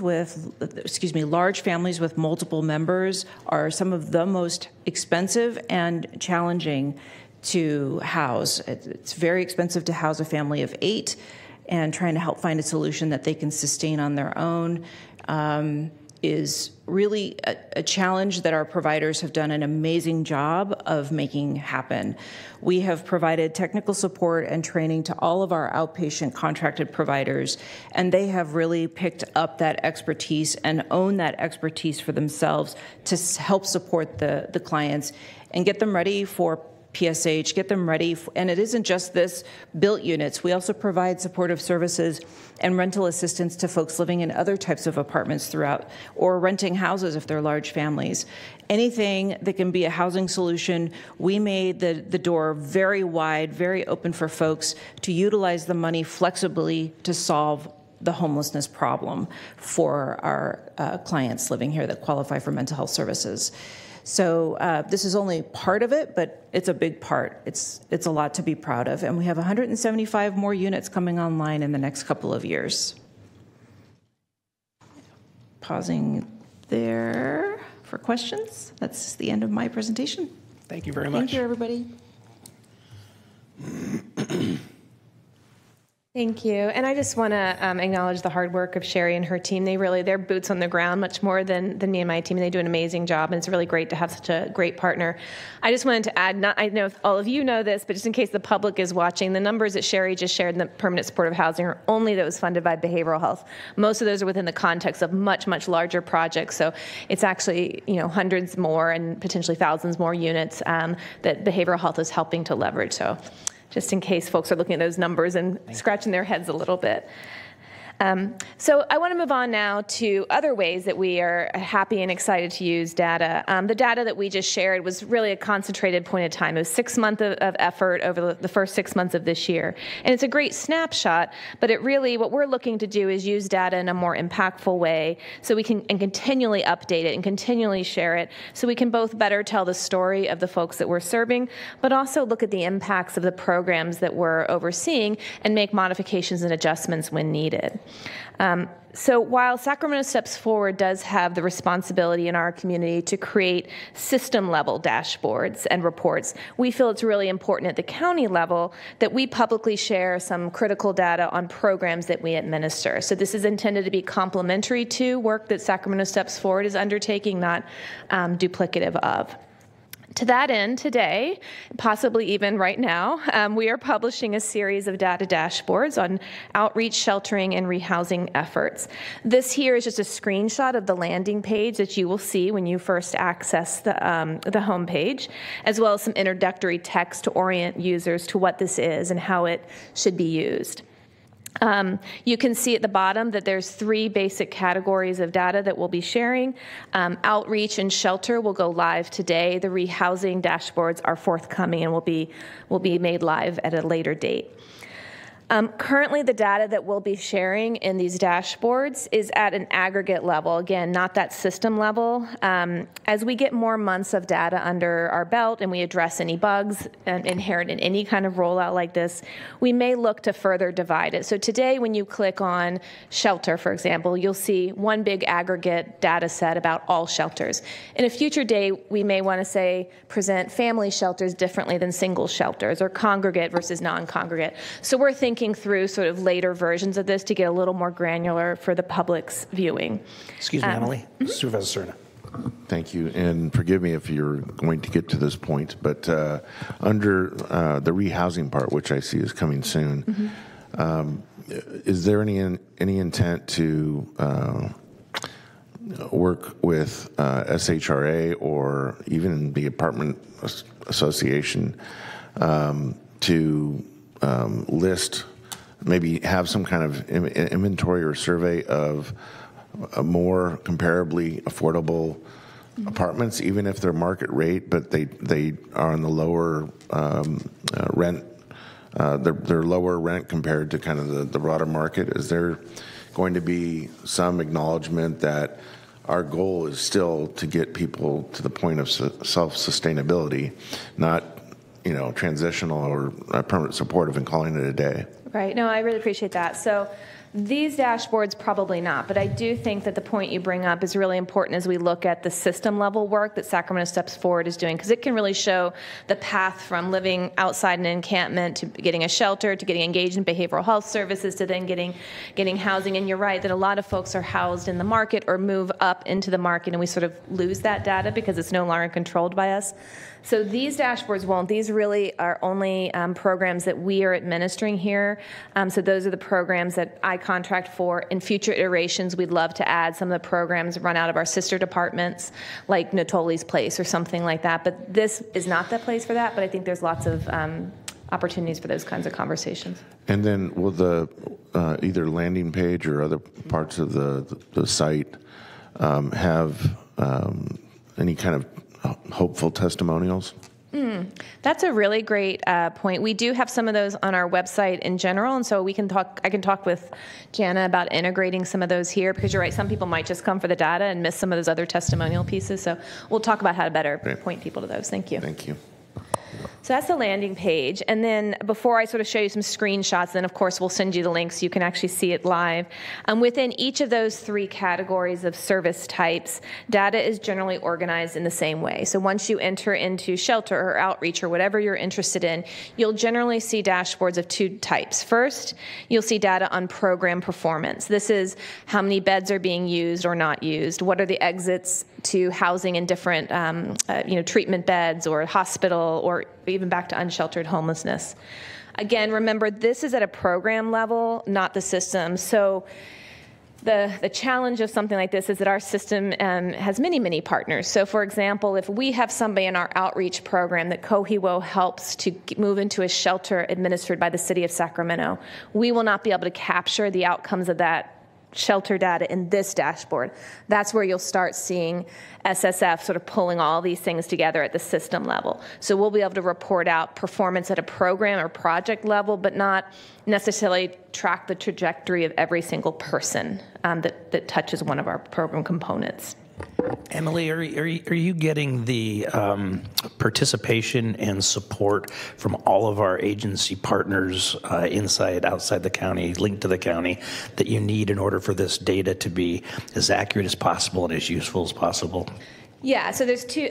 So I'd say yes. So there's two ways. First of all, we have the data quality is dependent on our providers' input of it, and by and far, our providers understand the importance of HMIS, which is the Homeless Management Information System, where all of this data comes from, and regularly use it and keep it up to date. So yes, on the provider side, and then on the community partners side, we're not looking to have this sort of standalone and be a county thing. We've already started sharing it with other partners. So maybe one of the other cities might adopt the same approach to sharing data, and we can share it out. So I think generally, yes, everybody sort of looks at data a little bit differently, maybe has their own little nuance, but yeah, we get great participation in these types of efforts. I think everybody understands the importance. Thank you. Thank you. The second category you'll see within the data is what we're calling program participant insights. So this is basically, who are we serving? Who are these folks? Some basic demographics on them. Some of the things I just showed you, age, race, gender, et cetera, but also income and entry, where they entered from, whether they sheltered or unsheltered at the time of entry. This helps us not only understand the people that we're serving, but also potentially make pivots within programs as we see demographic shift. So for example, if we have a shelter which all of a sudden is seeing a really large influx of folks at advanced age, maybe that's a time to call in our partners in the Department of Child, Family, Adult Services and overlay some of the IHSS services. So it's going to allow us also to be more responsive to meet the needs of the people we're seeing coming through our programs. And so today, I should have said, today I'm going to focus on the public-facing dashboards. Another component of these dashboards, as you can imagine, it's made up of a lot of data, which is complex and changes quite a bit, is that at the back end, at the staff level, my staff and staff of behavioral health and others will have more granular looks, so they'll be able to use this not just to provide project oversight, but to work with our providers to make improvements. There's a lot more back-end usefulness of these dashboards that we're hoping to really integrate into the work that we do in our department. So I just took a couple of screenshots. If you go in live, there's already been some edits and whatnot. These screenshots were taken a few days ago. But at the front of each dashboard, this one happens to be the outreach one, there's a summary report that just lifts up some key takeaways. So if you're just somebody who doesn't know anything about homelessness, you want to sort of, what's the big picture? These are those data points that we think are critical to get a big picture understanding. So as a reminder, the data that Sherry and I just shared was 6 months worth of data. This is 1 month. This is the month of July of this year. And so you're not going to be able to take the months of July through December and add them up together to get a 6-month report, because people stay in programs longer than a month. So this is intended to be a snapshot, but a snapshot during a 1-month period instead of a 6-month period. And similarly, impacts at a month level are going to be different than over 6 months, because if people stay engaged for 6 months, their outcomes are going to improve. 1 month of enrollment into a program is going to show some different outcomes. But as you can see on this quick snapshot, you can see some similarities even to what Sherry and I just shared. You can see that over half the folks in our outreach services have been experiencing homelessness for over a year. 32% of them are over the age of 55, and 72% are reporting, and remember, this is self-reporting, a disabling condition, at least one.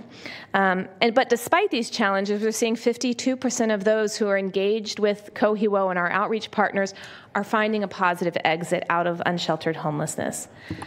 I do want to note a typo that has been fixed in the live version. The first one that says average length of time homeless in days, that's actually months.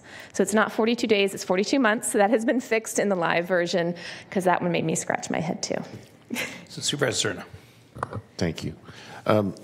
Emily, what are some of the other potential reasons that could be cited for the reason for homelessness? It says financial. Oh, I see. Okay. So these are things that people say themselves. So the Right. outreach workers ask them. So it could be, I think there's, and Kyle or Scott might know the entire list, but there's a list, a pre-populated list. You can choose addiction, family separation, loss of job. I think it's a pretty robust list. And in presenting it here, we took some liberties to collapse some of them because, saying I lost my job and loss of income are kind of the same. So we collapsed them a bit here, but I can get you the entire list. It's very exhaustive.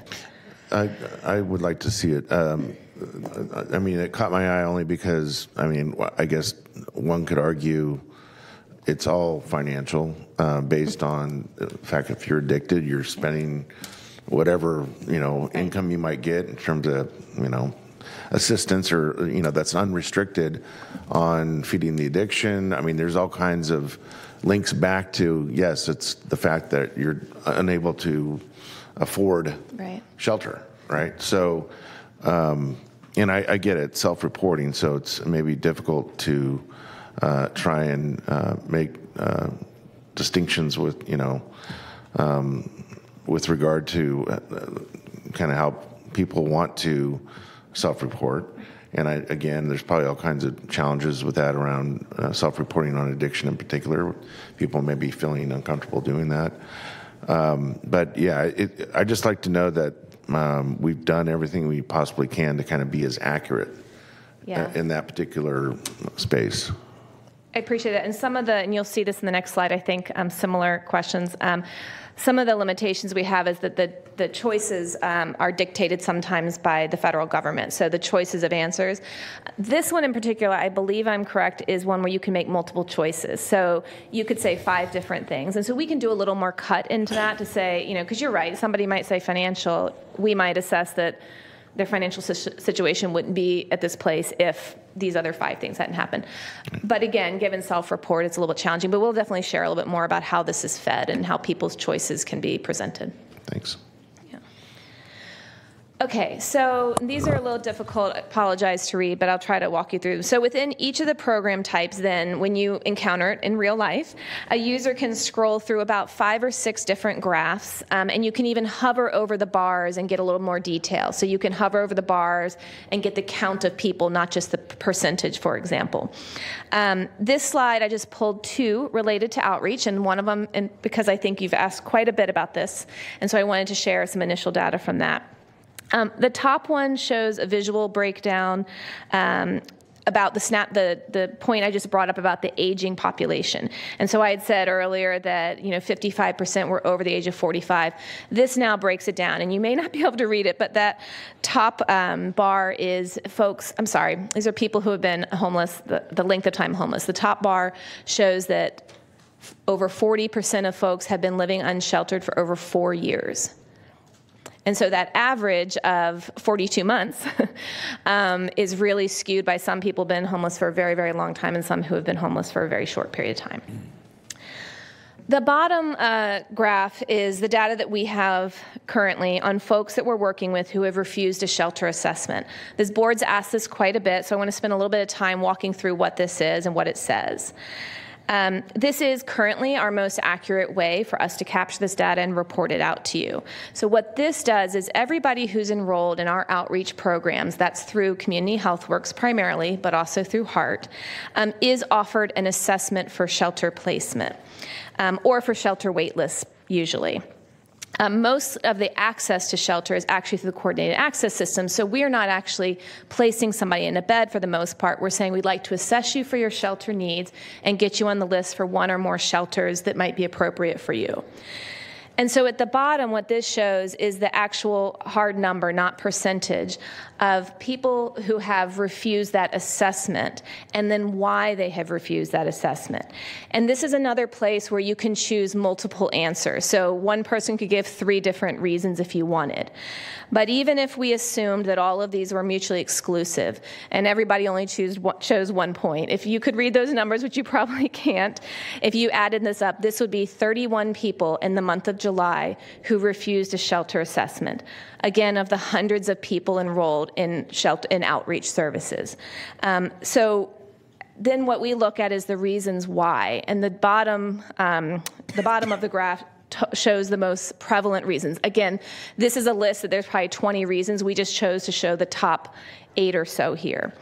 And as you look at the reasons, there are things like the shelter that I'm eligible for is congregate. There's reasons that there's no place to store my belongings and I have to leave my stuff. There's things about I have to give up my pets. Things that we're all familiar with and things that we're working really hard to address in our shelter program so that those no longer are perceived to be barriers by people who may truly want shelter, but for the fact that they couldn't bring their pet or they couldn't store their stuff. Supervisor Cerna. Thank you. So I want to understand the denominator here as it relates to that bottom chart. That's 31 that refused over the last 30 days. Yes. And the denominator is people that are all sheltered or people that have taken shelter over the 30 days? It's neither of those. It's people who are currently unsheltered and enrolled in our outreach. So they are engaged with Community Health Works. They are, we call it enrolled in outreach. Were they enrolled before that 30-day clock started? So I think that's a clarifying question I would know because some assessments could have happened, for example, like at the end of June. I hear what you're so saying, that tells a very, I think, somewhat confusing story. Because what I would like to know is, like, in the same time period, how many folks were offered the services and sheltered, and how many during the same period refused, and why during the same period? We can certainly work on that. I think the same thing happens at the tail end, like if you enroll in outreach on July 30th and then you're assessed.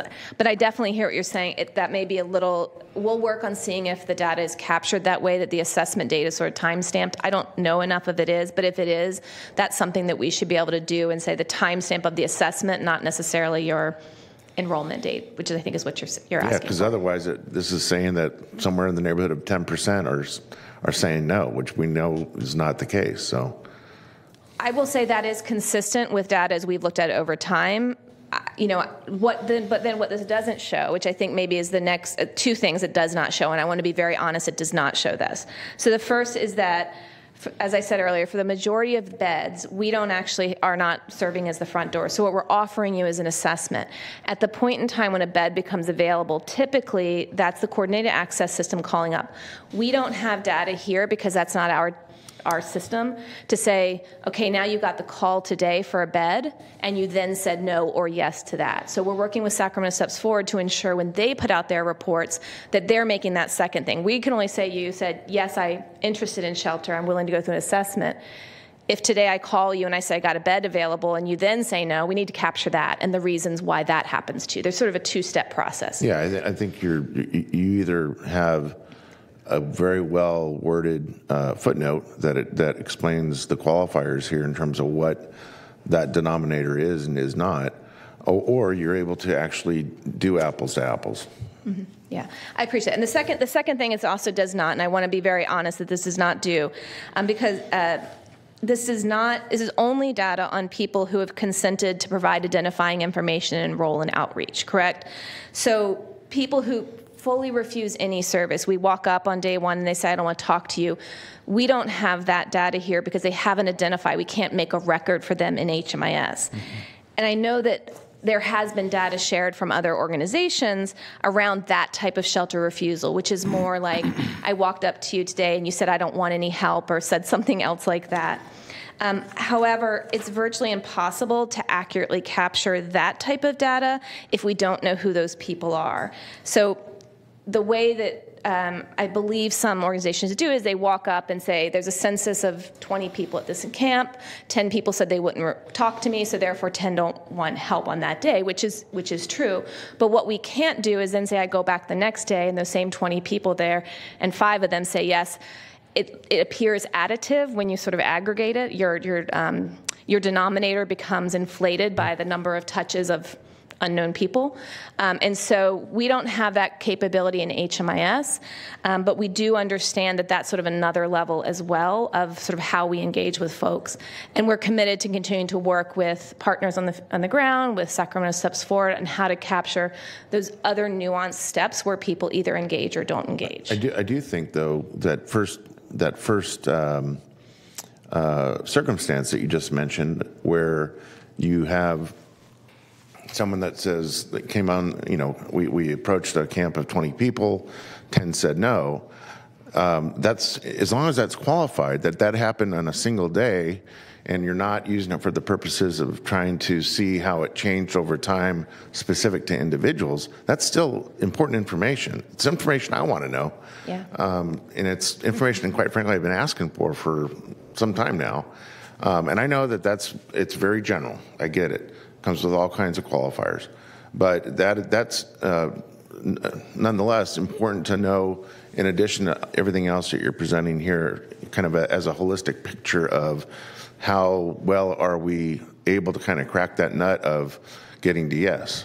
Yeah, I definitely hear you, and you have been, and we can report that, and we do have it when we are going to an entire encampment with the expectation of your services encampment. The challenge is that today, just the nature of encampments have changed, that most of our interactions are at the individual level, a referral from the rangers or sheriff or somebody visiting Cohuo. But we'll definitely work on capturing that. But even at the individual level, I don't understand why a survey taker couldn't, on a given day, say, well, I had this many touches. I mean, of course, you have to rely on the fact that the survey taker is honoring the integrity of what they're doing, and they're being honest about it. But I had this many touches, and by touch, I mean you approached and attempted an engagement. Mm-hmm. And it'd be good to know, just maybe on a daily basis, how well that is going or not. That's what I'm interested in. Okay, we can definitely work on that for sure. And I think that, the frustration level is you all share, because this data is so complex, and as Supervisor said, I mean, you're going to have all kinds of qualifiers and all that. I mean, it's just the nature of it, which is why I also asked the question earlier about our data is only as good as our partners provide it. Yes. And so I hope that they continue to do so. That's an editorial. I do have a question on the shelter refusals. Would this include, because we've seen at some of our, say, tiny homes projects, people exit voluntarily for whatever reason, don't want to live by the rules, whatever it is. Does this include those? Because that's technically a refusal. This is not. The next slide will. That would be a program exit, and we do capture those at the program level. So once you've entered the shelter, even if you leave the next day, that would be captured as a negative program exit. Okay, yes. Good. And the reasons for those, and I'll show that in the next slide. Thank you.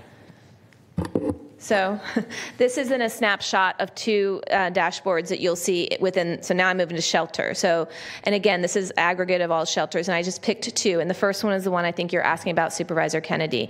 And this is a place where I really like to highlight opportunities for us to improve data capture and understanding. This shows the reasons that people exited a shelter program. And you can see the first one, which ostensibly seems good, is about 32% completed the program. These are very HUD-defined reasons, and we don't have the flexibility to change them. So we're working with providers so that we all have a consistent understanding of what that means. Completed the program, in my mind, means that you've gone through the shelter, you've availed yourself of services, and now you've moved on to a better opportunity, housing, or in some cases treatment, or whatever that might be. But I can also already see some on here which are, clearly incorrect data. It shouldn't be non-payment of rent as a reason to exit shelter. So these are some places that we're going to work with providers to hone in on how we all share understanding of these kind of bureaucratic categories that don't necessarily reflect the way we actually work with clients. So I think this is the one you're asking for, Supervisor Kennedy, and one of the things we can do then is overlay it with the one to the right, which is the program length of stay. And you can see, unfortunately, the biggest category, over 25% of folks stay in our shelter system at a whole for over 240 days. That's a very long time, and we'd love to see that shortened. And I think that question Supervisor Kennedy is asking for, and we can do this at the staff level, we could overlay those things and say, of the people exiting within 0 to 30 days, how many of those are for good things like getting housing, and how many of those are for bad things like breaking rules? And so we can 100% do that. Right. Through the chair. So are these categories just the ones that we acquire from point in time? No, these are all contained within the Homeless Management Information System, and it's updated daily-ish by all providers. So. Right, so it's a different HUD prescription? Yeah, so HMIS, which is the community database that we all have to use and SSF manages on our behalf, has various data components, some of which are universal data components that HUD dictates you have to capture demographics, you have to capture this. And so for the most part, the answer choices are when they're things like word choices on the left, those are typically dictated by HUD. The things on the right with length of stay, we can be more creative because we could cut it at different points. So right, and I'm referring to the chart on the left. Mm-hmm. So those are categories that we will not find worded this way in point in time? No, and the point in time count wouldn't ask this anyhow, because the point in time count is where are you tonight? It wouldn't then say, it wouldn't measure your exit 5 days later or 10 days later. So no. The things that point in time count that does align, and HMIS and the point in time count, I think, in terms of demographics and knowing how we're talking about age brackets and race brackets, all of those will match up. I think that the point in time count is much more reliant on self-report, right? I mean, we know who's in the shelter. We know there's 20 people. We know who they are. So it's probably a bit more accurate on an ongoing basis because we have providers actively putting it in. I have no disagreement. I mean, I've been a big critic of point in time and its very noticeable limitations, and that's one of them is the fact that they have to group, or they feel compelled to group answers the way they do. And in fact, if I'm not mistaken, even the point in time count survey instrument will change every time they do it in some instances. Yeah, there are certain questions in the point in time count which are mandated to do by HUD, but then communities, you're right, will add community specific questions. I've seen point in time counts in other communities that go into prevention type things, like ask people who are no longer homeless. And I've seen lots of creative ways. Obviously, it increases the budget and the complexity of the point in time count. And to your point, Supervisor Cerna, it's probably not our best measure. So I think using HMIS data and creatively getting better data out of that system. The dashboard I just showed you on shelter refusals is not mandated by HUD. We locally created that because we knew it was important. It's still got work to be done, but those are the types of things we can do. That was the purpose of my line of questioning, is I wanted to make sure that we weren't relying on point-in-time HUD categorization here. Right. And I think that SSF, similarly, like I said, is working on system level, so it will never replace the point-in-time count, but theoretically, they should be able to sort of say, on a day, we know how many people in our shelters, how many are enrolled in our outreach programs, and that kind of can be a stand-in for a point-in-time count at a day, right? Maybe the good thing about the point-in-time count is that it doesn't dictate that you're actually engaged in services. So we are only capturing people that are known to us here, right? People who don't engage with us, we have no data on them. Okay, so moving on. So what does this all cost? We've talked quite a bit here, and we continue to talk about it, and the board has prioritized homelessness in a lot of your budget actions. Thank you so much. If you recall, about a year ago, my office, at the request of the board, did an analysis of the county budget. This would have been the 22-23 budget, and what funding was allocated at each department level on homeless programs and services. And we've redone this analysis now, so this is the most recently closed closed fiscal year, and we're already working on this fiscal year. And we now estimate that approximately $220 million of last year's budget was allocated to homeless-related activities. For those of you who may not recall, the number in 22-23 was about $172 million, so this does represent an increase. But as you can see from the pie chart, only about 25% of that funding is county general fund. The balance of that comes externally, mostly from federal and state resources. And a lot of this, you'll see in the next slide, is actually within county benefit programs. So it's not even, it's, CalFresh, CalWorks, behavioral health programs, which serve folks who are experiencing homelessness, but it's not by definition a homeless program, but it's a really important investment that the county is making. So here you can see some of the major categories of programs these funds go to. Not surprisingly, the largest buckets are on the far left here. That's within those assistance programs. That's the blue column. Those are your CalWorks, CalFresh, those types of programs, but also, as you can see, sheltering and then behavioral health services.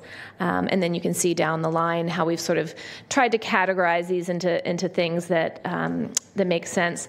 I do want to point out that the dark blue line called Community Impact Services, we added that this year to differentiate between things like what the park rangers and Forensic Clean do as different from things like Community Health Works does. So they're both engaging with people outside, but in different ways. That's the difference between the dark blue and the teal blue or aqua blue called Outreach and Engagement.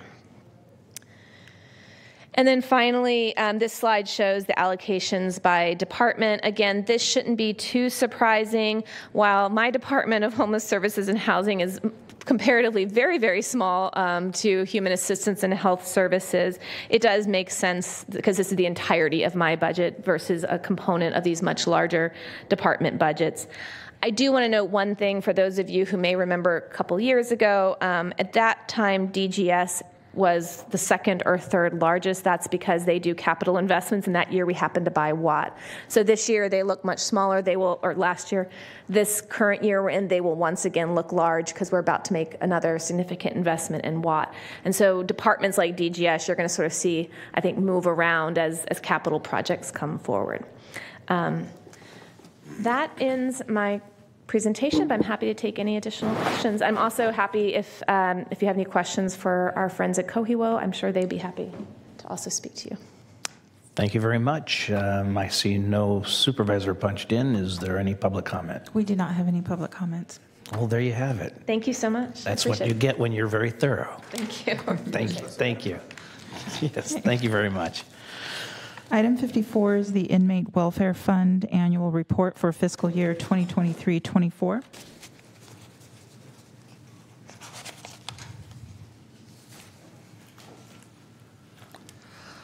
Thank you for your patience and waiting. That's what we call supervisor-imposed wall time. Thank you for squeezing me in before lunch. That's very much appreciated. Good morning, Supervisor and Board. My name is Matt Warren. I'm the Chief of Correctional Services for the Sheriff's Office. Here to give you a brief update on the 2023-2024 Inmate Welfare Fund Annual Report. As you know, this is I believe, the fourth iteration of this presentation to the Board. So it should be familiar to you. Penal Code Section 4025 establishes the county's ability to run a commissary and establish and maintain an inmate welfare fund to run programs and services to benefit the inmate population.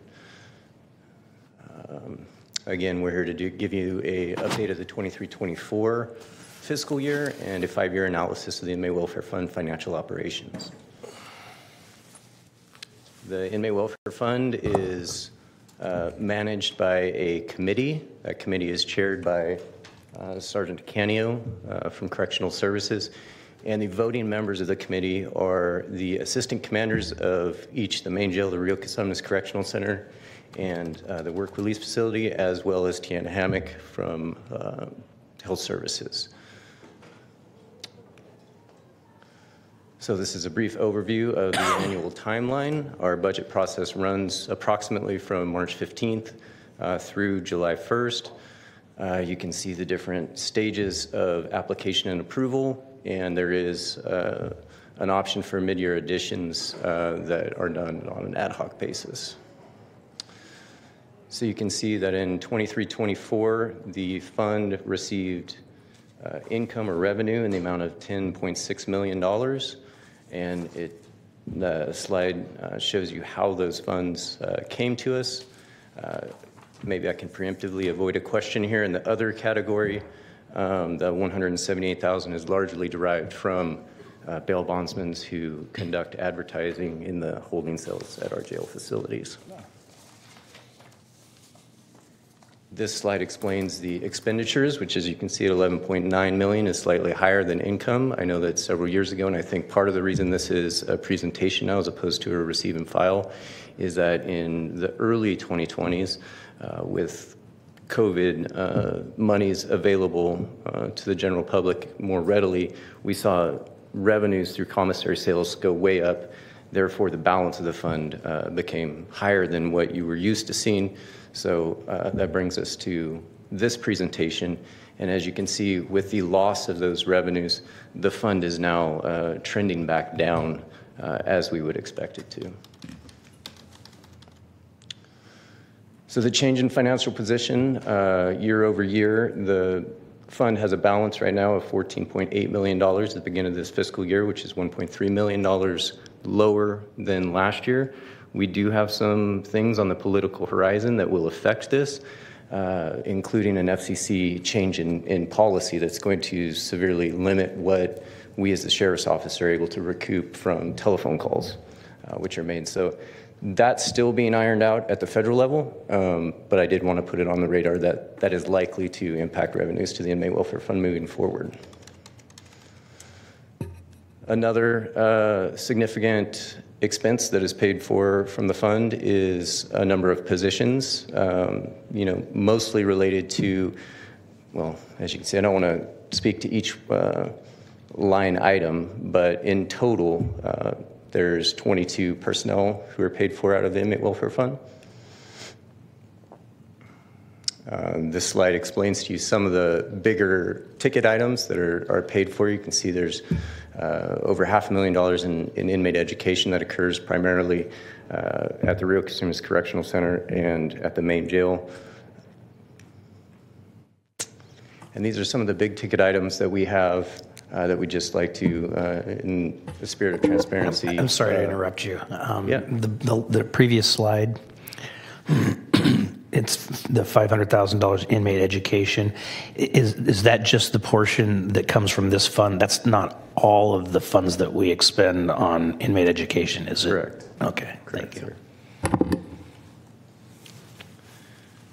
And this is some of our anticipated purchases moving forward to the 24-25 budget. We intend to do some lock upgrades at the main jail. Particularly, we have some locks that inmates have discovered how to defeat.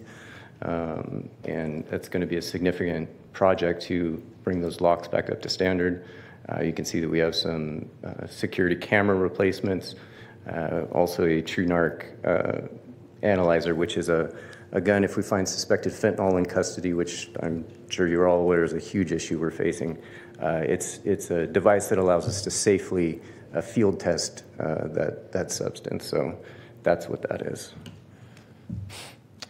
And beyond that, that is the end of the slideshow. As part of your package, you will see some budgetary spreadsheets. So I'm here to answer any questions you might have related to that. All right, any questions from the board? Do we have public comment? We do not have any public comment. Thank you very much. Good morning, thank you. That takes us to nominations. And Mr. Chairperson, I just want to go on record that for your consent matters, item 37, that item was continued. It was noted on the agenda, but I failed to call it out in my notes. It is continued to November the 5th, and so I want to go on record for that. Thank you. Thank you. Okay, for item 55, you're continuing to October the 22nd, Consumnes Area Community Planning Advisory Council, the First 5 Sacramento Commission, and the North Highlands Foothill Farms Community Planning Advisory Council. Continuing to December 3rd, Assessment Appeals Board, Elk Grove Casumna Cemetery District, Galt Arno Cemetery District, In-Home Supportive Services Advisory Committee, and the Sacramento Housing and Redevelopment Commission. Cordova Community Planning Advisory Council. Please continue to November 5th. Thank you. And the Developmental Disabilities Planning Advisory Council. Continue November 5th. Thank you. And then we have the Disability Advisory Commission. Reappoint Dustin Knott and nominate Nicole Brown. Okay. And would you like to continue the remainder to November 5th? Yes, please. Thank you. Local Child Care Planning and Development Council. Nominate Frisha Moore and continue the remainder to November 5th. Public Health Advisory Board. Nominate Michael Lee Chang and continue the remainder to November 5th. Okay.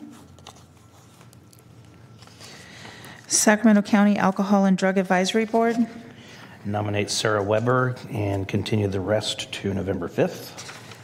Sacramento County Behavioral Health Youth Advisory Board. Please continue to October 22nd. Thank you. Sacramento County Commission on the Status of Women and Girls. I have a note here to continue this to October the 22nd. Sacramento County Youth Commission. For District 1, please continue to November 5th. Supervisor Kennedy. Continue to October 22nd. Supervisor Frost. Continue to December 3. And Supervisor Hume. Please continue to October 22nd. And I have a note to continue District 3 to October 22nd. And then South Sacramento Area Community Planning Advisory Council. Nominate Miguel Galvan and waive the process. Second. Unanimous vote with those members present. And that concludes your nominations. County Executive comments. Thank you, Supervisor. Just as you know, the voting season is upon us, and we are less than a month away. And before I start my comments, I just want to make sure that I just want to extend my appreciation and thanks to the voter registrar, Nguyen, her staff, and all our partners. I know each of you have also supported that department and the staff in your own ways, and hopefully we can continue to do that as we get closer to November 5th. But recently, they're going to be, or they're in the process of mailing out all the ballots to the 880,000 registered voters. Oddly enough, or not oddly enough, but interesting fact is there's about 185 different ballots that are actually mailed out, which means there's 185 different ballots that need to be counted. And using our systems is very helpful for that. What is going out to those 880,000 people are a ballot packet. That ballot packet included your official ballot. It includes a prepaid return envelope, voting instructions, an I voted sticker, and all the ballot drop-off locations. So the ballot drop-off locations are available now, or you can send them back, or you can send them via mail with the stamp, your ballots, or if you would like to vote in person 10 days before the election, the vote centers will be open. Again, I just want to thank the board and the voter registrar and her team for the great work that they do. You know, they make sure that every voice in Sacramento County is heard and counted. So thank you very much. Thank you. And I'd like, before Supervisor Sarms, okay, I'd like to direct this to County Council. We have a regular contingent of people who come and criticize our elections process and make a lot of statements that we're breaking the law and so forth. Can County Council look into putting together a one-page response on the legality issues that have been raised and, in my mind, are not accurate, and the claims that are made? Could we have that so that we have it in our back pocket? Yes, we can prepare that and provide it to you before the next meeting. Thank you very much. Supervisor Serna. Great, thanks. Assume we're on to our comments now. So yes. I just wanted to, especially since our parks director is in the audience, just bring everyone's attention to what's going on this week, which of course is Aftershock at Discovery Park. And this, I believe, is our 10th annual. And it is a 4-day festival this weekend. Runs Thursday through Sunday. Some of the headliners include Iron Maiden and Motley Crue. So certainly looking forward to seeing some of those acts yet again at Discovery Park. And then, of course, the following weekend we'll have Golden Sky, which is the annual country and western festival that will take place at the same venue. So if you haven't found tickets yet, it's probably going to get very difficult to do so in the next 48 hours or so, but look forward to seeing others who will avail themselves of one of the West Coast, if not the West Coast, largest music festival of its kind, Aftershock. Great. Thank you. Any others? Okay, seeing, hearing none, I do have an adjournment. Bill Camp passed away on September 23rd at the age of 80. Bill was a former longtime leader of the Sacramento Central Labor Council and a solid champion of farm worker rights. Bill dedicated much of his life to defending the United Farm Workers as well as struggling workers and other civil rights and social justice causes. To quote Bill and his former Cuban labor trip team, Bill Camp, over the years, has been a voice for the voiceless. Bill was born and raised on a farm near Anderson, South Carolina, a cotton mill town at the foot of the Smoky Mountains. He joined the Civil Rights Movement in 1962, fighting against racial segregation in colleges. After offending the state president, not a surprise, of the White Citizens Council, Bill was put on an assassination list. He moved to the West Coast, wisely, at the age of 20. Bill, his wife Catherine, and their sons Bill and Bayless moved to Sacramento in 1974. When the historic farm labor law passed the following year, Bill went to work with the newly created Agricultural Labor Relations Board, the state agency that was created to enforce farm worker organizing and bargaining rights. He won workers' respect by safeguarding the security of ballot boxes during union elections. Later, serving as Secretary-Treasurer of the Sacramento Central Labor Council, AFL-CIO, from 1999 through 2014, Bill was more than a labor leader. He was a warrior for social justice who understood the fight for workers' rights was closely tied to broader battles for racial and economic equality and civil rights. He was also a mentor to many young organizers. Bill Camp is survived by his wife Catherine, sons Ben and Bayless, 5 grandchildren, Elizabeth Beck, John Daniel, Owen Jacques, and Ezra Julian, and a niece. It is with heavy hearts that we join with the Sacramento Central Labor Council and local community to pause and remember the extraordinary life and legacy of Bill Camp, a man whose dedication to working people and unwavering commitment to justice have left an indelible mark on our community. We will never forget Bill's dedication, his unwavering courage, and his commitment to building a world where all workers can stand tall. His spirit will continue to guide the Sacramento labor movement for years to come. And just one personal anecdote, remember one day when I was a supervisor receiving a call from Bill, and the call went pretty much like, "Hey, bud, come on down here, and you need to get on the picket line with us. It's going to be peaceful." And what followed that was me nearly getting handcuffed and Bill encouraging the deputy to handcuff me. I think we all had a relationship with Bill one way or another, and he could always be a strong character, but overall I think he'll be most remembered for what he did for people who did not have a voice. With that, we will adjourn in the memory of Bill Camp.